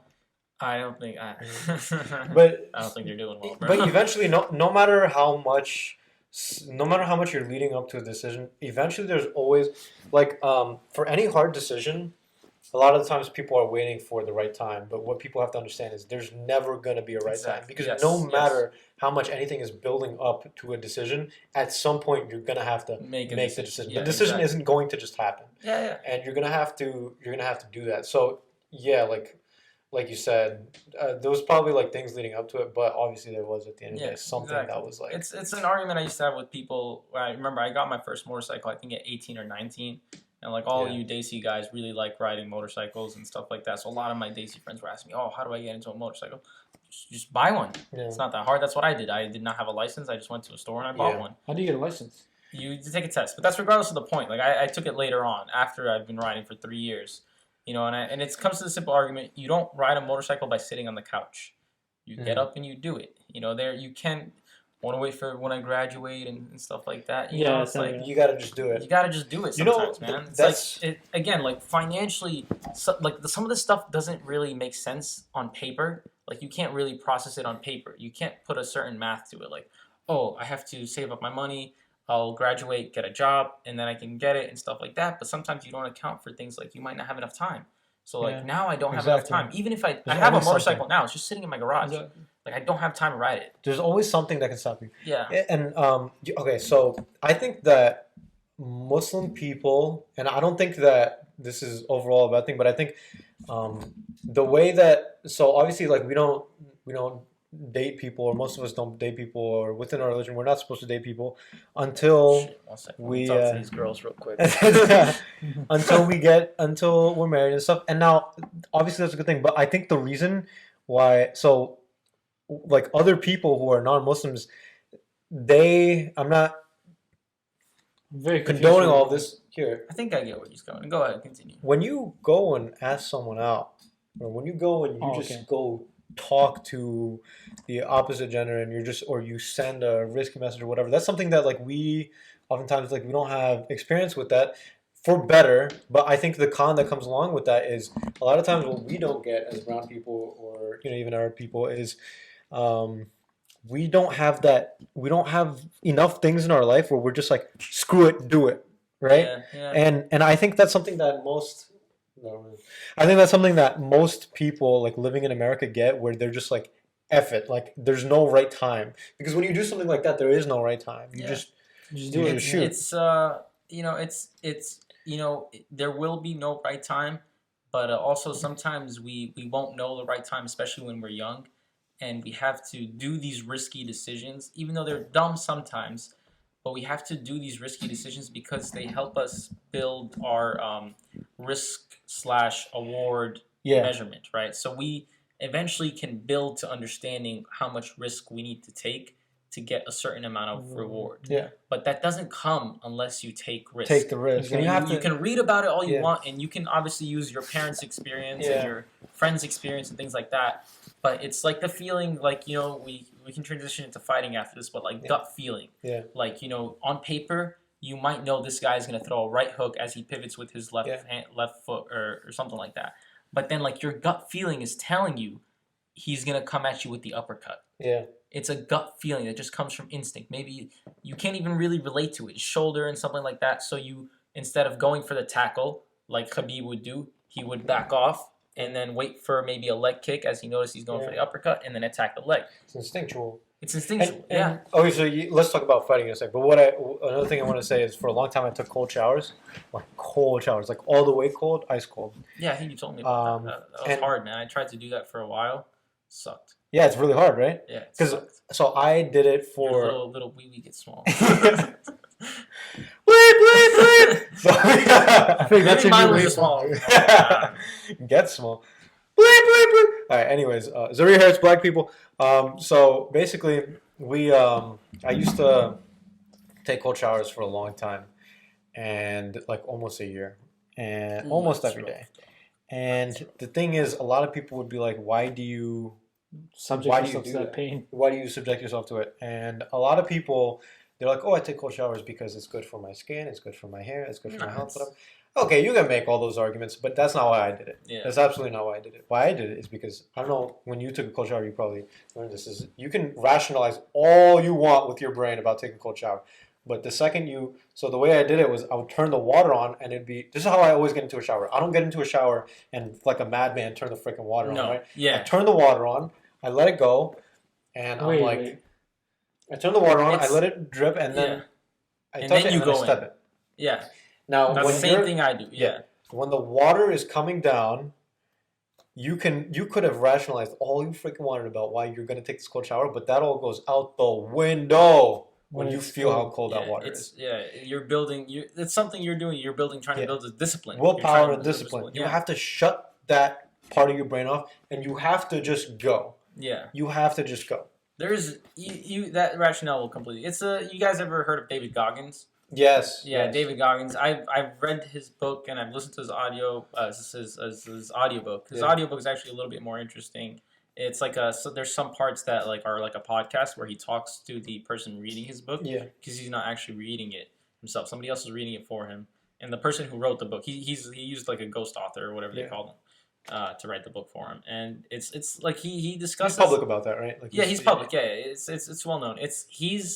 He also had another book about him called Living with a Navy SEAL, and that was like a guy that lived in New York as well as in a famous guy that lived in like the company Spanx. Yeah. The lady who made it. She was on Shark Tank. Her husband, yeah, but her husband was the guy that wrote that book, Living with a SEAL. And for many people, nobody knew. For many years, nobody really knew who that SEAL was, but it was David Goggins because David Goggins was the Navy SEAL. And he touched on the same, like, it was so crazy. He literally discussed the same things David Goggins discussed. And David Goggins, like, goes into a bunch of methods, like... Wait, so his wife made Spanx? Not David Goggins, the one guy, like a random stranger. Oh. I was just giving you, like, trying to relate to him a little bit. But he's a famous, like, pretty rich dude. He like, made, like, another hydration drink or something like that. I can't remember his name.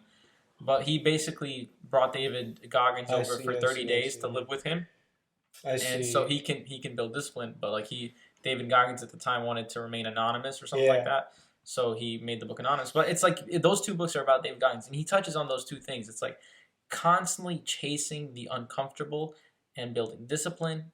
But he goes a little bit more crazy about it. You know, we don't have to get to that level of crazy.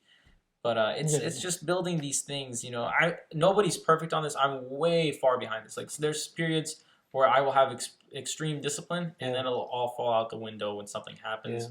And it's like he'll discuss something like motivation is crap. Yeah. You have to try and build discipline, and everyone will tell you that.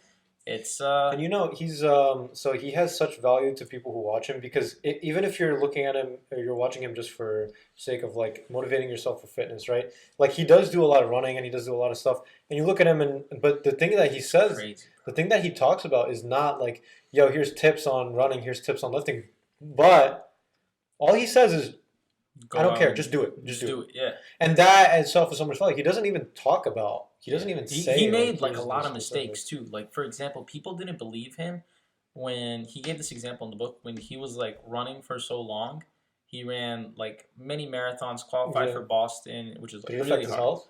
Is that what you're going to say? Continue. Well, some part of it, but like he never stretched. Oh, yeah. So like he probably put thousands and thousands of, if not 10,000 miles of running, and never stretched. And How much do then you think you've ran? Couple times. Just to put this into you were on like track. There's a couple thousand too much. Maybe 8,000. Oh, Because I played soccer for like 6 years. well, he's- Okay. He's ran. Well, David Goggins has probably ran Yeah. a couple of 10,000. Yeah, a couple 10,000. I probably ran Alright. 8,000. Let's say that. Continue. What were Okay, you yeah, saying? maybe he's ran a few like that. Anyway, he ran a decent amount and never stretched for a long period of time. And this affected his health. And he realized this, and then he started stretch, and it really sucked because his body was like fucking wound up. Tight, yeah. So tight. Like he couldn't do the basic things. And I he can't learned imagine. from this, and then he obviously jumping in, this is where I'm coming to. Jumping in sometimes like sucks because you don't know everything. Yeah. But at the same time, is it better to try and learn everything, which you never will, Yeah. which is impossible. You'll never learn everything before you even start something. Or just jump in, like try to build a base before. That's usually the logical thing. Build a slight base and then jump in and learn as you go along and improve as you go along. Learn from your And mistakes you're kind of and stuff forced. like that. You're kind of forced to. You learn kind of now. forced to go along, and that's one thing he did. You know, Absolutely. And And it's I all respect about. for him. It's all about discipline. This guy's like willpower. crazy though, bro. He's like the most like savage. But he's so like if you just watch him, it's not even you can't even, you know how like sometimes you watch people and you have to have that lens of like, oh, like is this true, is this not true? It's not. What he's saying is just universally, like, you know it deep down at the bottom of your heart, so you can't even refute it. He's just telling you to do something. Do it, yeah. He's telling you to do something. He's not even telling you how to do it. He's not even telling you what to do. He's telling you to just do something. It's really genuine, It's a lot of it's all about willpower and discipline, and you can just see that as such a genuine thing that comes off from him. I recommend that anyone watching this podcast goes and Have you guys read his or listened to his audiobook? Read his book? No, I've seen Listen to the audiobook. Listen to the audiobook. It's like I probably listened to it 2 to 3 times. That's when I first like developed sort of some discipline and was able to. This is gonna sound crazy, but I was able to do a lot of what I wanted to do because I was listening to his audiobook on my way to California, and I think I finished it. I forget where, but I finished it maybe somewhere in like San Diego or something like that, maybe earlier. And yeah, I think I finished it in San Diego. That's perfect. Yeah, and then I started listening to a book called it begins with an F. What is it? What is it called? 5-hour work week. No, not 5 hours. It's 4-hour work week. One of those. But no. What the heck is it? It has like the word F in it. I forget what it's called. It's like a famous book, but it's like sucked. I was so pissed, bro. I literally threw my phone after listening to that audiobook. I was mad. Hey, it has nothing to do with it. Sorry, you guys can cut that out. That was dumb. That's fine. But We're all lazy editors. what's this book called again? David Goggins, Can't Hurt Me. Can't hurt me. I'm gonna actually take a look. But earlier you were talking about some instinct and how that applies to fighting. So let's transition a little bit. This Talk happens about every UFC. time. You know what? I want to hear. Yeah, I'm gonna need to use this. I want to hear your opinions on things as someone who doesn't watch UFC. But okay, so we got what's coming up I think it's interesting, but next. What are we on? 253. 255, bro. so is it like once per week or what is it? How do you get the UFC numbers 255. It's just There's a pay-per-view event per week? every month. We're 254 months. For 255 months, yeah. UFC 1 started before 2000, I think. What? Yeah, they probably had some months where they were off like coronavirus, but like I thought there were weeks. Oh no, No. 250. Wait, UFC has been around for over 12 years. 254 or 255. All right, 255. First of all, you caught 254, right? Did you catch all of 254? Wait, what was 254? That was Khabib. Oh yeah, of course. Yeah, So, I caught all of 254. Yeah. Robert Yeah, Whittaker, me Jared confused. Cannonier. That was a big one. That to me was like the main event. That I kind of because like that. Everyone kind of like that one was like that- people were like unsure because not Robert Whittaker, who's the Jared Cannonier. He was like a heavy dude, bro. Yeah. He was like a heavyweight who went down to light heavyweight, who went down to I think middleweight now. I right? thought his natural. He was at middleweight, but I thought his natural weight was at light heavyweight because he looked like that's what he naturally should be. When he was at heavyweight, I think you told me that he said that he just liked eating a lot. Yeah, yeah. But also, I think that's what most heavyweights. I thought that was his. Cormier was a heavyweight too, right? Cormier's a heavyweight, and he was a heavyweight. Well, he also fought in light heavyweight. Yeah, he got both belts. He got both belts. Lost one of them to John Jones. I hate that guy. Oh yeah, so let's talk about that real quick. John Jones, does he deserve pound for pound number one at Why do you all? hate Like, is there a case? What do you think? Is there a case? Is it because of a drug thing? It's a few reasons, like it depends on the criteria. Like my criteria could be different, right? And Yeah. it's like best pound for pound. Like, does it mean like having the most title fights and winning all those title fights, or does it mean winning the most rounds? Yeah. And does it mean like Does it mean being the most dominating when you win? Does it also mean never having like a question fight? Yeah. Yeah. And does it mean having also 0 losses? Because technically the record will show that like Yeah, exactly. he does have like Well, one loss, that almost 2. Well, no, I think you can make the case that he's Because not that pound one for also pound. he got like off the elbow 90 degrees. Yeah, yeah. Right? So The one where you could make a case though that he's Was not a pound Dominic, was yeah. Dominic Reyes because so I think Just he's a- undefeated. Except for that. he's that undefeated elbow except thing. for that one. But here's the thing: he technically he also lost a lot of rounds, bro. Not lost a lot of rounds in the beginning. I'm sure he was dominant, but I don't know all his fights. I think I've watched a few. But there's for sure he's lost. Khabib has only lost 2 rounds. yeah. 2 rounds. Which He lost one against wasn't he Ali one- Quinta. I No, think. no, dude. Did he win all 5? Dude, Ali Quinta, he freaking beat him like a rag doll, bro. That fight Yeah, but he so was sad. standing though. He Dude, was that guy standing had balls. Ali Quinta, like I don't know how the hell. Because I he remember after kept that, people were like, "Yo, Ali Quinta's a beast." If he was able to like withstand. Dude, Khabib was telling him give up in the fight. You remember? yeah, He was yeah, like yeah. kicking his ass. He was and, the like, only one that went 5 5 rounds. rounds. Was Khabib. Yeah, yeah. The UFC But- was 5 rounds. If Main it's events- a championship fight, if it's a belt fight, it goes 5 Anytime rounds. Khabib's fighting, it's 5 rounds. Yeah. Wait. So what was the second round? Khabib lost. Against Conor Khabib lost. McGregor. No, he never lost that Al Quinta fight. Conor McGregor. Conor McGregor, round third 3. round. He wanted to stay standing up for most of it because he really wanted to just kick that guy's ass because he really disliked him. But Khabib doesn't really do that well against stand up, especially a guy who's really good at stand up like Conor McGregor. And So what's Khabib's specialty? Khabib Grappling. was grappling, and so he lost that round because Conor McGregor landed more hits on him. But he also put an impressive show stand up against Justin Gaethje. Yeah. Even against Conor, he got Conor with a few good hits too. Remember, Conor wiggled for a bit, I think, in the second round or first round, and So then he that's got one. him in the fourth round. I wonder So if, say only Conor McGregor those 2 rounds. No, Conor McGregor and Justin Gaethje, I think, first round. First round, Justin Gaethje. You don't think so? Nah, dude, Khabib. Even was Because he that got the him in the most second. first round. second- First round was almost entirely stand up, and Khabib still won that. I would say. Wait, is that the think most so? recent one? You could. It's debatable. It's debatable. That first round is debatable, but Wait, is that the most recent one? that's the most. That's the last pay per view event. 254. Yeah. So yeah, he did technically. So And then John he did- Jones lost how many rounds? Okay, so here's the thing, John Jones. Let's get to that because here's what I was about to say. He Is, also has a period of drug use, not making Yeah. fights. Don't get me wrong. We're talking about this from this perspective. He is still there is no debate. legendary. It's either Khabib or John Jones, and it's, I think there's about to be debate pretty soon when Israel I Adesanya is a hate couple that more. guy so much. Yeah, but I think that guy's getting so low. I mean, again, I'm being an asshole right now. I have no experience. I'm this fat ass dude, and this guy's a super athlete who could destroy all of us in 3 punches, and I'm making fun of him. But well, he did have a little boob sagging during that last fight. I don't know if you saw that. I know. Everyone was tweeting about it. I don't know. He had literally his right. I want to be careful with my words here. Right pec. This is right pec. This is fat just hanging down. I don't remember that. But yeah. No, rapid weight. but But anyway, well, if he goes into the other weight class and wins, so he's a little bit too early. But for right now, there's only 2 fighters that really can even compete for pound. I think it's Habib. Maybe that's also because I was a fan from him because he's also Muslim and he's such a respectable fighter. He's for the most part he's respected every person he's fought. He wins every battle with ease. You heard a lot of the rumors that surrounded that last fight too. He went into that fight with a broken foot. Yeah, I heard He that. went into that fight also with mumps. Remember? I don't think it was a broken foot. It was I broken. heard It was broken foot. broken toes. Okay. It was broken toes, and he also had mumps too.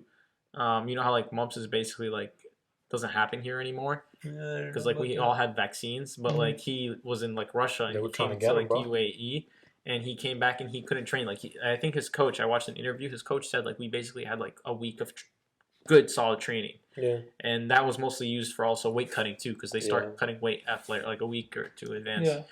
Well, And so he had that last camp was non-existent, bro. So and he came out and he also I remember what I told you before he fought me, you and Ahmed were talking about it. I was his mentality is also not in the right spot. Remember, your mentality as a fighter is the most important thing. If you don't have the right mindset, who?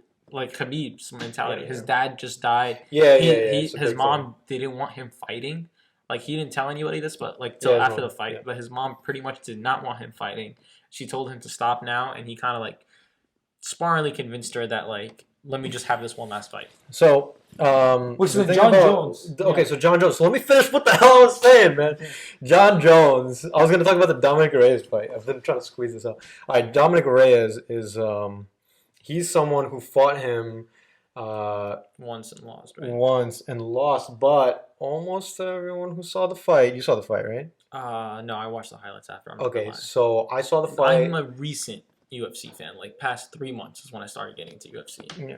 So, but this happened pretty recently, but you knew about this. Yeah, I right was here after with you told- guys. Yeah, I Yeah, was here. so I watched the highlights after. John Jones fought Dominic Reyes, and that was a fight that John Jones was just supposed to win. Now, mind you, every fight is a fight I that feel John like Jones. I've heard this. How long was this? I think it happened in No, was it pre-corona or after corona? pre-corona. Pre-corona. This was a while ago. Pre-corona, This for was sure. January probably or March. Because I No, heard, not I March, heard March. like a, Really. I heard like a big decision Oh, UFC yeah. thing that So- was There's supposed always to not, dumb this. Well, this night specifically was horrid judges-wise because they kept making decisions that would go on Twitter as worst decisions ever. That's what I'm made saying. Like, technically. if I saw it on Twitter, I don't know. But John Jones, okay, mind you, every fight, whenever someone goes against John Jones, they're just signing up to get killed. Okay, now everyone like kind of knew that. Even fights that like the only fights that John Jones in his recent career was like, oh, like they might win was Alexander Gustafsson too, and anytime he's fought DC recently, And how did those were, go? and he won He won both both of those. I think the DC one was pretty sad. Yeah. Both of them. Didn't Sad for DC who? start crying after the second one? Yeah, it was a lot of tension between them for Yeah. those fights. But now Dominic Reyes was not one of those guys. No one going into this was like, "Oh, Dominic Reyes, what's going to happen?" Everyone was like, "Oh, Dominic Reyes, he's just the next guy that's going to get freaking ran over by It's like John Jones." Just like the Tony Ferguson and Gaethje. Gaethje, It's exactly. literally exactly like that. So you know, Tony, we talked Yeah, about but like this. Gaethje, And then Gaethje won. Dominic Reyes comes in. I remember watching this. I forget which rounds it was, but Dominic Reyes, according to most people, won 3 rounds out of 5. Which means he won, but the judges did not think so. The judges gave it to John Jones. John Jones ended up winning that fight. Now, if John Jones' one loss technically was the elbow, so before that he had no losses. And then he lost one, and he had one NC for One like drug use, right? NC for drug use, yeah, Okay. I think so. Actually, That might not even be the case, to be honest. Yeah, I think he's 22-1-0. you sure? No, because he Did had to he give have up a one belt. NC? He had to relinquish his title. I don't know. But he lost that. So now, pound for pound, that's where everything. I think the only case where you can be like, that's where this whole argument comes up. Is John Jones really a pound for pound fighter after we saw him and what happened versus Dominic Reyes? Now, I think the obvious answer is considering he got beat, according to most people, by Dominic Reyes, and Khabib has never even been close to being beat. Yeah. The obvious answer is like, who's the closest person against Khabib? People thought it would be Tony Ferguson, but that fight yeah, never Tony. happened. It would have been Tony Ferguson. Yeah, I guess the closest anyone else ever got was like probably Conor Conor McGregor McGregor. since he won. But that one was like the only reason he got close was because Khabib left the strategy. Yeah, the strategy was to bring him down and beat him down, but he wanted to stay up with him, and his coaches they replayed that fight, and they were like, you could hear his coaches were like, stick to dad's strategy, stick to your father's plan, take him to the ground, put weight on him, kick his ass. So that's something that I also want to talk about. Is a lot of times we have in UFC this happens a lot, which is that a lot of grapplers will come out, they'll do well, and then somebody somewhere in their training, squad will convince them that they're actually strikers. Now, I don't think that's what happened to Khabib. I think Khabib did that because he was really mad and he just wanted to throw punches, right? Yeah. But I think that's what happens to a lot of people. Somebody was saying, I forget where I heard this, but that's what happened to Ferguson? Do you think if Ferguson took Gaethje to the ground, it could have been a completely well, different I was waiting for Tony Ferguson to bring it to the ground I don't know because. why he stood up that long, bro. But the thing about Gaethje is Gaethje has really good takedown defense. That's true. We saw him defend in the first round. He defended 2 takedowns properly from Khabib. He dodged like 2 takedowns. I'm forgetting, but which is like rare. Khabib is like a guy that like once he takes you down, like you're down. staying there. Yeah, but he dodged like 2. He dodged 1, and then Khabib could have finished the fight in the first round, bro. He really could have finished the fight. You mean at the very end? At the very end. When bro. he got what did he have on him? He had a He armbar, was trying to I go think, for right? the armbar, but I Yeah. don't think he got it. I don't think he was going to get it. I think he was going. The second round, he got him with an armbar fake into a triangle. No, that was just a mount into a triangle. You sure? Because okay. But you're right. The first round, he had some opportunities to end the fight. Also, Justin Gaethje did stuff a couple takedowns. Yeah. And he may or may not have done that Dude, against Tony people Ferguson. replaying that fight, and like people found one weakness of Khabib that like now is like known. It's like the uppercut thing. Like Justin Gaethje, like when Khabib comes at you, he's pretty vulnerable from like this. From the sides, you can't get him because he'll come at you like that, and he'll come like close, and he can. Yeah. He usually always has his head is like this, but that's like the worst spot because if you land it right, you can get a clean, nice uppercut on him. And Gaethje's powerful as hell. Yeah. He landed 1 in that fight, I think. Yeah, I remember he landed a couple that were really in the first round. In the first round, the second round was over. Yeah. But there's this thing that happens, which is that it happened to Ronda Rousey, apparently, where she was a grappler for a long time. She was a judo girl, and then somebody in her training camp was like, "Yo, you're a striker." She went for it didn't end up working out for her. Yeah. Paulo Costa versus Israel Adesanya. Dude, I was so pissed, bro. I bet money on that, man. I was so pissed. I thought he would take him down, bro. Oh, Paulo takes down. Yeah, so that was another one where I Because was he like, joked about it in the press conference, my dude. yeah, He brought like brought a white belt. belt. Because Israel was like, oh yeah, I could easily take him down on the ground. And Some he's like, BS "Here's like your that. white belt," yeah. And he goes like, here, I got you a white belt. for jiu-jitsu. For right? jiu-jitsu. Because the whole thing is, Paulo What Costa is this is guy a talking big, about? I am black belt in jiu-jitsu. What do you have, yeah. white belt? Paulo Costa is a big jiu-jitsu guy, and then he didn't use the freaking jiu-jitsu So at all. wait, so you're basically that Paulo guy is also a grappler? He's a huge grappler, and he didn't go to the ground a single time. Go to the ground just means take them down. Yeah. Okay. Stay on the ground. Yeah. The ground is like where a lot of stuff happens. Well, Yeah. actually, all fights really have to end on the ground, kind of, because Yeah. like you get taken Unless down. Well, you can go for a finish. Some, especially when you're a grappler, most of your stuff just on the ground. Should be on the ground. Yeah. another time that It's happened where you was- even put in a lot of work into wearing the guy down, which is what Khabib usually Yeah. does. He wears them down, and like he got Conor in that choke or whatever the hell it's called. What is it called again? triangle. Yeah, Oh, it the wasn't rear called a naked choke. triangle. Oh no, I thought you were talking It's about the rear Conor- naked choke. It wasn't a rear naked. It was choke. a variation of it. It was like because it was on his neck. It was on his neck. I forgot what it's called. It wasn't under the chin. It was a rear. Yeah. It was something that like hurts when a professional does it because like they literally have so much power. What? So he basically, instead of going like this, he came and used this grip and he twisted in like that. Yeah, right? and no, but then he also had his arm on the back pushing against yeah. Connor's back. Like he this, literally like this. created so much So tension. it was like this, and his elbow was pressing up against his Oh, it's a back. crank. It's a crank. It's A a neck crank? neck crank. Yeah, neck crank. There you go. You're right. It wasn't a choke. It wasn't a choke. But- Yeah, it was a neck crank. Yeah. So it was. What were we getting at here? Oh yeah. All these fighters, Brian Ortega versus Max Holloway, that one happened like maybe a year and a half ago, 2 years ago. That one was like, dude, what are you doing? Brian Ortega was a big grappler. He's a big jiu-jitsu guy. So Maybe wait, wrestling guy. so what martial arts do you need to be a good opposite of grappler? Striker. That's what you said. What? What? So jiu-jitsu is grappling. What's striking? Striking. Okay, Okay, just like boxing, kickboxing, Muay Yeah. Thai. So who's Muay a good Thai. striker in the grappling. UFC? What grappling is That's a good jiu-jitsu, wrestling, sambo, judo, all this. Yeah. Yo, who is the best striker in UFC? Israel Adesanya. Yeah, 100. I was about. I That's was the guy you're literally saying about is to say coming that. up for third. I would say He Israel is- he's Adesanya is ranked- making yeah. a case for himself for pound number one. Because pretty he's soon. like, he's not the strongest. he's just so good though. He's just like insane. Was He's Conor Conor weird. McGregor's Good. UFC or He's so What? cringy, Conor bro. McGregor's UFC, right? He got his ass kicked in boxing. Never mind. What? He didn't really get his ass kicked in boxing. He was supposed to get his ass kicked in boxing. Like, everyone knew that was gonna happen. He did better than people thought. Yeah, but it wasn't. Was it like? Against Floyd Mayweather. Well, because everyone. It's also boxing is what is it? 12, 15 rounds. Yeah, it's a lot. UFC is like 5 rounds, bro. Yeah. The thing is, when Conor McGregor fought Floyd Mayweather, Everyone, it was just for the money, bro. It wasn't Yeah. like all the MMA fans like really did not take it seriously. No, that's what I'm saying. I got confused which sport he was doing. Well, but yeah. it was this weird thing where Conor McGregor wanted to fight with Floyd Mayweather, and if Conor McGregor went to a boxing ring, he had a chance to win, but he was probably going to lose. But if it was the other way around, Floyd Mayweather would have gotten the absolute snot beaten out of him Yeah. in the ring. Like, 'Cause once it's- demolished. Yeah, it doesn't relate. I think I had me and you were arguing about this like last year. Yeah. I was like saying like, what if like an amateur grappler, an amateur BJJ guy, fought like against like a semi-pro boxer, right? And like, but the thing is, like, the boxer could do some serious damage, Yeah. but he really has to like land, but it's like one dimensional, because like once the BJJ guy gets him on the floor, it's pretty much over. Yeah. It's like pretty much done. bro. Also, yeah, I think the boxer would still win that, but it's like there's still a chance for the It's amateur. still, yeah, obviously like it's still a chance, Yeah. but like it's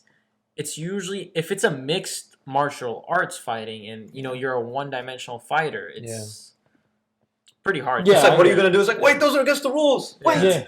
like, don't take me down. Man, I think UFC had it where you could kick people in the face when they were on the ground.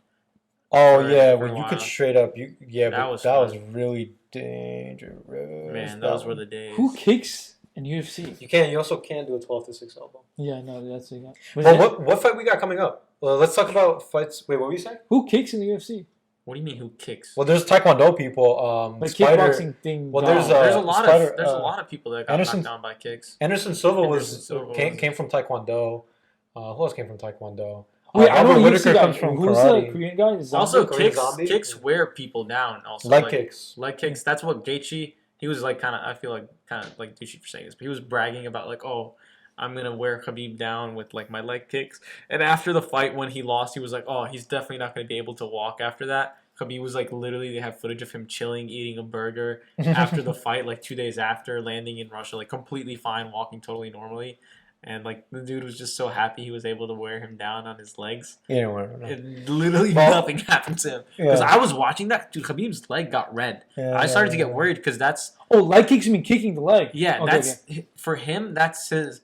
For a striker, your leg is kind of like your pivot point where some of your power comes through.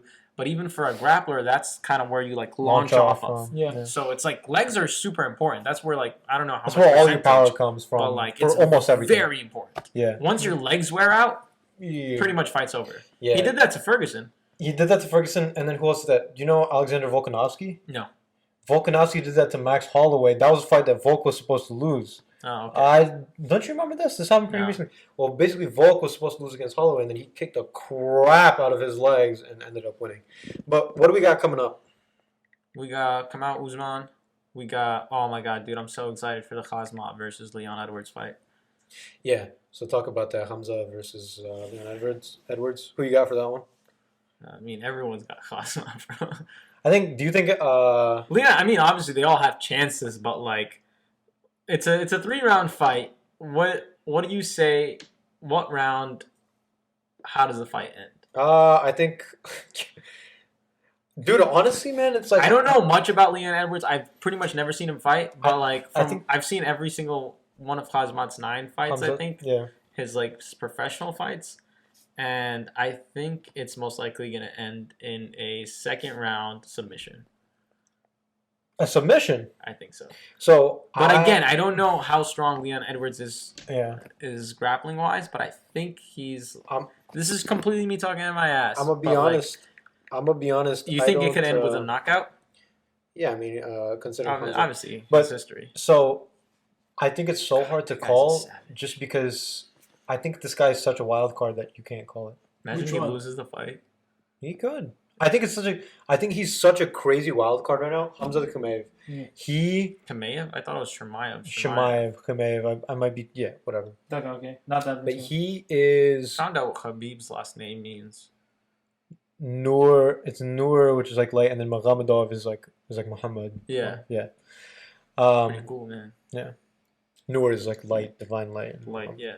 But this guy's such a wild card that those odds, I don't know where they came from because I think it's so hard to place odds on this. And then also, I feel like I can't. The odds on this fight, we didn't mention this. The odds on are minus 180 for Khamzat. Khamzat, yeah. Wait, so how does this work? Like, if I bet, like, It's the org that's doing the gambling. Okay, No, so but what does basically, minus minus 180 means that if you pay $100. $100, It's out of 100, okay, yeah. then you're gonna make $80. okay. Plus, What if I put in $1? what? What if I put in $1? You get 80 cents. You get 80 cents. Okay. Now Let's plus do percentages. Okay. plus Plus 255. Okay. Let's say plus 250, 150, whatever. It doesn't matter. Means that's how much you have to put in. No. Minus 180 means you put in $100. You get back. Yeah, you get back 180. Plus 255 means that's how much you have to put in Wait, are we to saying win this right? I got a little $100. confused. Yeah. It's weird. Wait, Plus say it again. Plus Plus 250 means you have to put in 250 to make $100. what? Yeah. That doesn't make sense. So it's not even. Weird how it works. What? No, wait, No, it's not even. Wait, no, guys, we butchered this completely wrong. No. If That's you're correct. minus, that means you're set to win. Yeah. So you should not Yes. make that. Oh, sorry. We said this completely the wrong way. So minus 180 means is you pay 180 to make 100. Yeah, I think so. Yeah. Plus There we go. Sure about that? I'm getting confused. I think you make like. Oh god, I got confused, bro. Now I'm getting confused. This whole betting. Let's just use the DraftKings calculator. No, you're right. That's what it is. Minus 180 means you have to pay 180 to make 100. So if I put in $1, what do I get? Well, you don't put in $1 because you're a Muslim and we don't do that. But Yeah. if you did, You come to me and then I. if you did by accident put in $1, then you let's not use $1 there because there's some. It's harder to do stuff. that. If Let's you just say you put $1.80, you get you $1. get $1. If you put Okay, so it's okay. for So it's plus- proportions. Okay. so for plus 180, that means you put in $1 and you get $80. $80. You put in $100 And and you get your 100 back plus 80. Okay, because you just said I put in $1 and I get $80 from plus 180. So yeah, it's It's how like many that's wins. when it kind of comes like to a percentage where you get 100% of your money back plus Plus 80. 80, yeah. Yeah, Yeah. there you go.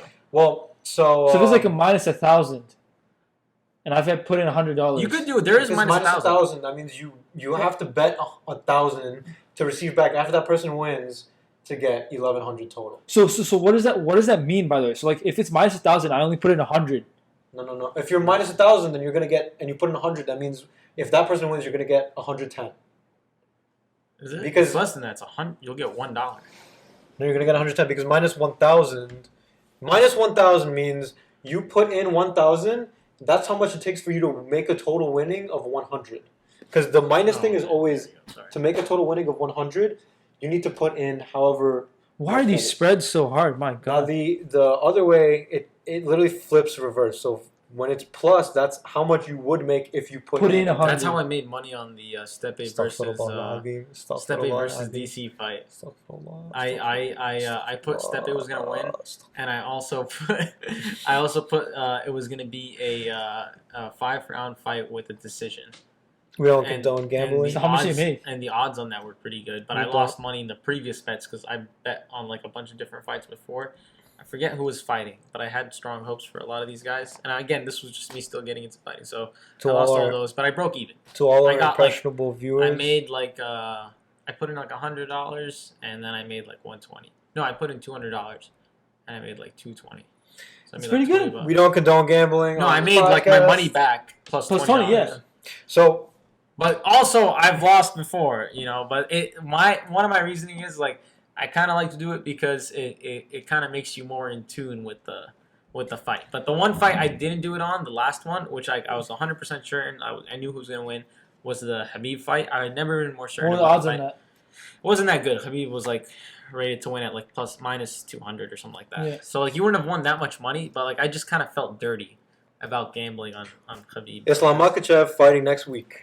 No way. Islam Makhachev is fighting next week. He's No fighting Rafael way. Dos Anjos. That fight was supposed to happen. Call it.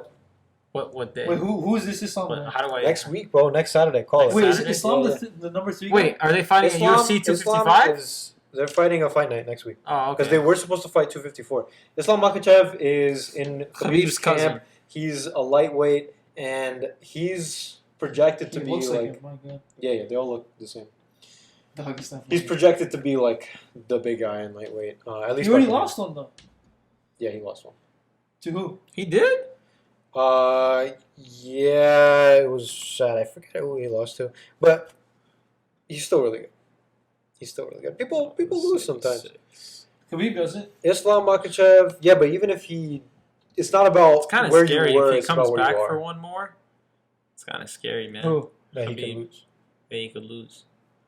That's Why would he scary. come back? Yo, but who's I thought he's gonna come back. who's? Ah. Yeah, I don't think he's gonna come back. Today, No, 'cause He might come back. The only reason he would come back is to fight George St. Pierre. to fight either George St. Pierre or if Conor I think Tony. I don't think that's ever gonna happen. But if he were to come back, it'd be either for GSP. Imagine he or comes back for Conor. Conor McGregor. He's not gonna come back for Conor. Conor doesn't deserve another fight. Is Conor even good anymore? I haven't heard his name in a Yeah. while. Okay. Okay. Dude, we make fun of Conor, Yeah. but like he's still an amazing fighter. No, but Yeah, I mean yeah. like hasn't been in the spotlight for a while. I feel like. Yeah, but that's Yeah. because he retired.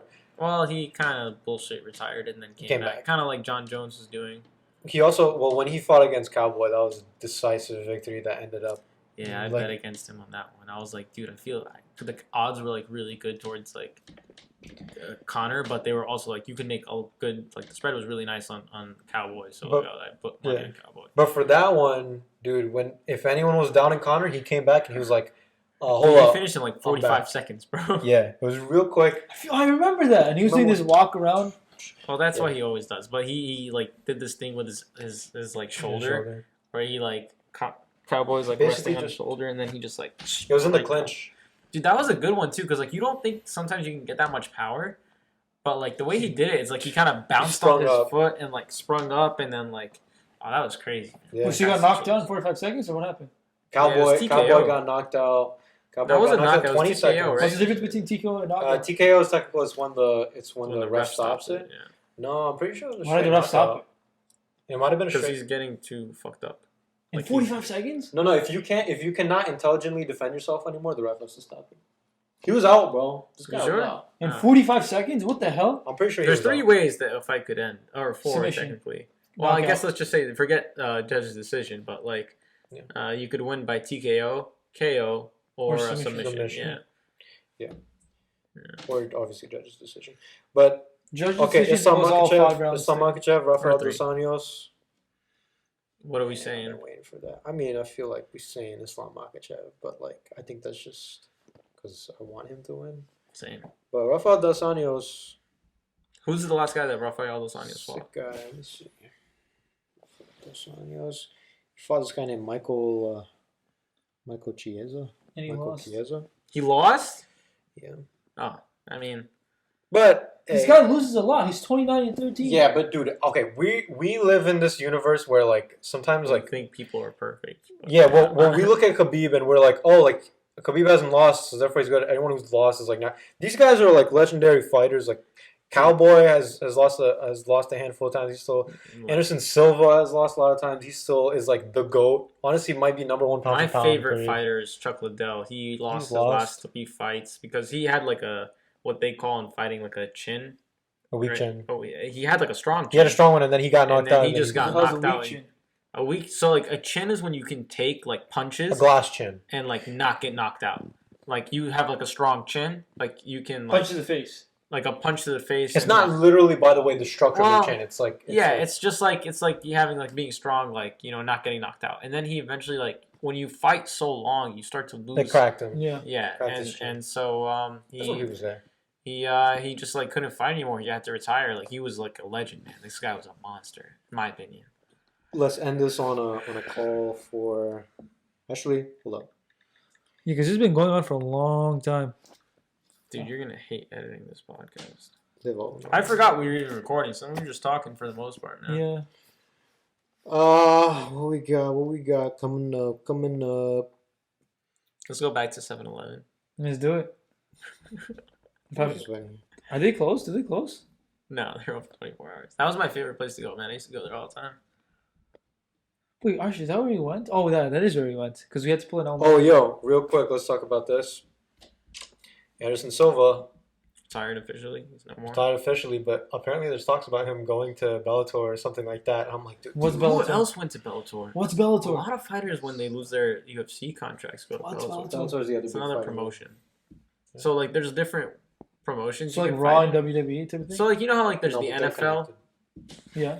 and then the CFL? The Canadian crap, yeah. Yeah. Or no, in the NFL, there's 2 leagues, right? It's just a different league.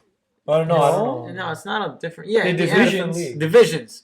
Kind of like that, but then they're tied together. Oh, yeah. No, But but in, do the like, Bellator guys fight the UFC guys? No, No, you can't fight. It's not You can't divisions. These are two totally separate entities. Yeah. Bellator and UFC. Bellator is not like UFC. Like Bellator is its own thing.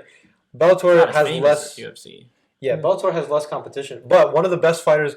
People say the goat. Who's people say Fedor. No, who's that new lightweight that came out of Bellator? He was a lightweight Oh. champ. He was supposed to be the stand-up for Khabib versus Ferguson. yeah. Khabib versus Gaethje. Well, he didn't Michael deserve something? That. He didn't deserve that. Michael Cypher. What's the stand-up? Stand in What's the stand-in? in case one of them couldn't fight. Yeah, But basically, my fault. I said stand-up. Stand-in. Yeah, I was gonna say. Anderson Silva. What do you think? Retire? Stay? Yeah, I think he should retire, obviously. But like again, I think everyone kind of thinks that. but it's hard for these guys to retire. It's the same thing. I know you guys can't relate to this because you know the sport, but like MotoGP is like the motorcycle racing thing, and there's this guy. His name is Valentino Rossi. He's the most I've heard about him. No. Probably told me about him. motorcycle racer in the world. Like everyone loves him. Like he's the best well known. And the last time he got close to winning a championship was 2015. And he hasn't been close ever since. And it's just been like crap for him like the years following. And he's about to turn like 41 and like, you know, Still motorcycling? God yeah, damn. it's not like a young man's game. Like It's- you lose your reaction yeah. times like but It's gotta be done. he's still putting it up. Like he's technically in motorcycle racing and in all racing things there's factory teams, like for example, Honda would have like a team and Yamaha would have a team, Yeah. especially in car racing. You have Mercedes, and those teams are like the teams to be on. Yeah. Everything else is like another offset of them, like that may use their engines, but they'll use like old technology, and they wouldn't have that much funding and stuff like that. So they usually never win. But he rides on like one of the best teams in the world, like Which is Yamaha, and he's been on there for a while, but he's just not. It's time for him to go. It's time for him to. It's like it sucks because like I love him. Like he's the GOAT. Yeah, like no matter what you say, like there is the new guy, and his name is Mark Marquez. He's younger. He's probably gonna beat all his records, but like this guy just like did it in like the harder machines. He did it when like he's just like amazing. Yo, and it's so you hate to see your legends. You hate to see these heroes go down. So, it's like for it's example, the Batman quote. You said it. Remember the GSP versus Khabib fight? There is like there's no outcome. okay. So for Khabib, there's no good outcome because if Khabib wins, okay, he beat an old guy. If he loses, then he lost to an old guy. It's like there's no. I think we were talking about that for another thing, the Mike Tyson thing. But also, like for Anderson Isn't Mike Silva, Tyson literally fighting though? Yeah, he's fighting. Who's he fighting? For Jake Paul. No, he's not. No, he's not. Some other old guy. Jake Paul, somebody- Jake Paul is fighting the basketball player. Yeah, Ray he's Robinson. fighting. Yo, hold up. No, What I was saying was Anderson Silva. You hate to see someone like he could have been goated, just retired, but he took so many more fights than he should have. Same thing happened with BJ Penn. BJ Penn was a really good that guy went fighter. crazy. He And went then- off the rails. Yeah, he went off the rails. What do you mean? He just like he Started took, doing crazy shit, man. Like grappling with people in bars and stuff like that. not good. But he was another case of like he should have retired. He should have been done a while ago because these guys like they could have retired, been goated. That's what GSP did. He retired. He was goated. And he kind of came back And and then won a ungoated. controversial fight. Yeah. Well, but still, like he didn't overstay. He didn't like. You know who was a good Horace Griffin? That guy was pretty good too. Actually, don't know that. But Anderson Guys are Silva, talking way dude, louder. he's lost a bunch of fights recently, and it's so painful because you hate to see someone who is such a goat take all of that, take all those L's, and for people to take that and use that as a reason to say he's not a goat, and everyone. Like I know, like a lot of people know he's a GOAT, but it's like, God, why do you gotta give people the reason? Just leave, just be done. Yeah. Well, anyways, Yeah. this was really. It was a good podcast, man. Thank you guys for having me along. This was You a know, lot of fun. sadly, unfortunately, only 5 people will see this podcast, but you know, I'm getting views, man. Yeah. It's been sorry, going back up. 7 people would see this podcast. There you go. Might be 10 this time. Maybe No, 10. I highly doubt that. Maybe, you know, once you guys get up to my view rate and my hours watched, maybe you can keep up with me. Well, one thing for sure, nobody watches this part. So Zarir hates black people. God, they only watch 2 things, which is the beginning and end. Nobody watches the freaking end. Zarir hates black people. Oh my God, that's not true. Tune Just in next make a week. lot of nice clips, Zarir. You know, maybe you can get views on the nice clips. You know, Arshad gets into fight with middle-aged black woman at 7-Eleven. No. That's a good one. There you go. Write these down, Zarir. There you go. Why are you looking We've at been me, doing some man? Don't you edit? No. Who edits? I edit. Oh, you edit? Oh, that's Zarir hates black people. no. Don't post that one. Come on, that's what What? Zohair hates black people. Zohair hates Yeah, black Zohair. people. Yeah, I should stop saying I mean, his that name. one's kind of also like a little bit. Zohair is racist. You could do that. That's a little bit better. Don't say hates black people. No, I'm not gonna post that. And But- then, yeah, man, you got a lot of good ones. Arshad gets into fight with middle-aged black woman at 7-Eleven. All right, let's end on that. Zarir commits hate crime. Oh my God. So, well, thank you a lot for coming. Zarir questions man, female, gender at 7-Eleven. Zarir, I still don't think it was a woman. It's because you just wanted to fight her. are you serious, bro? That was a woman. No. Dude. Are we really gonna talk about this right now? She was a So- woman, and that's the so- end of that. Guys, thank you for Thank joining you. me at the Thank Red you. Buddies podcast. This is Steve here from the Steve's Tech channel. I'm the original Red Buddy. Thank you guys for tuning along for this super long podcast. Tuning Hope you along. guys enjoy. Make sure to subscribe. Hit that subscribe button. Check us out on Instagram at Red Buddies Podcast. Red Buddies Podcast. There you go. Follow Arshad at Instagram at Best account on this platform. and Zohair at what's your, Zarir Hamza. what's a weird I thought it name? was I Hamza. thought your name was Zohair. Yeah. Anyway. Why is your thing Zarir Hamza if your name? Thank you guys again for tuning in. Peace out. Peace out, homies. Stay safe. See you next time. Don't get into fights with people at 7-Eleven. Peace out.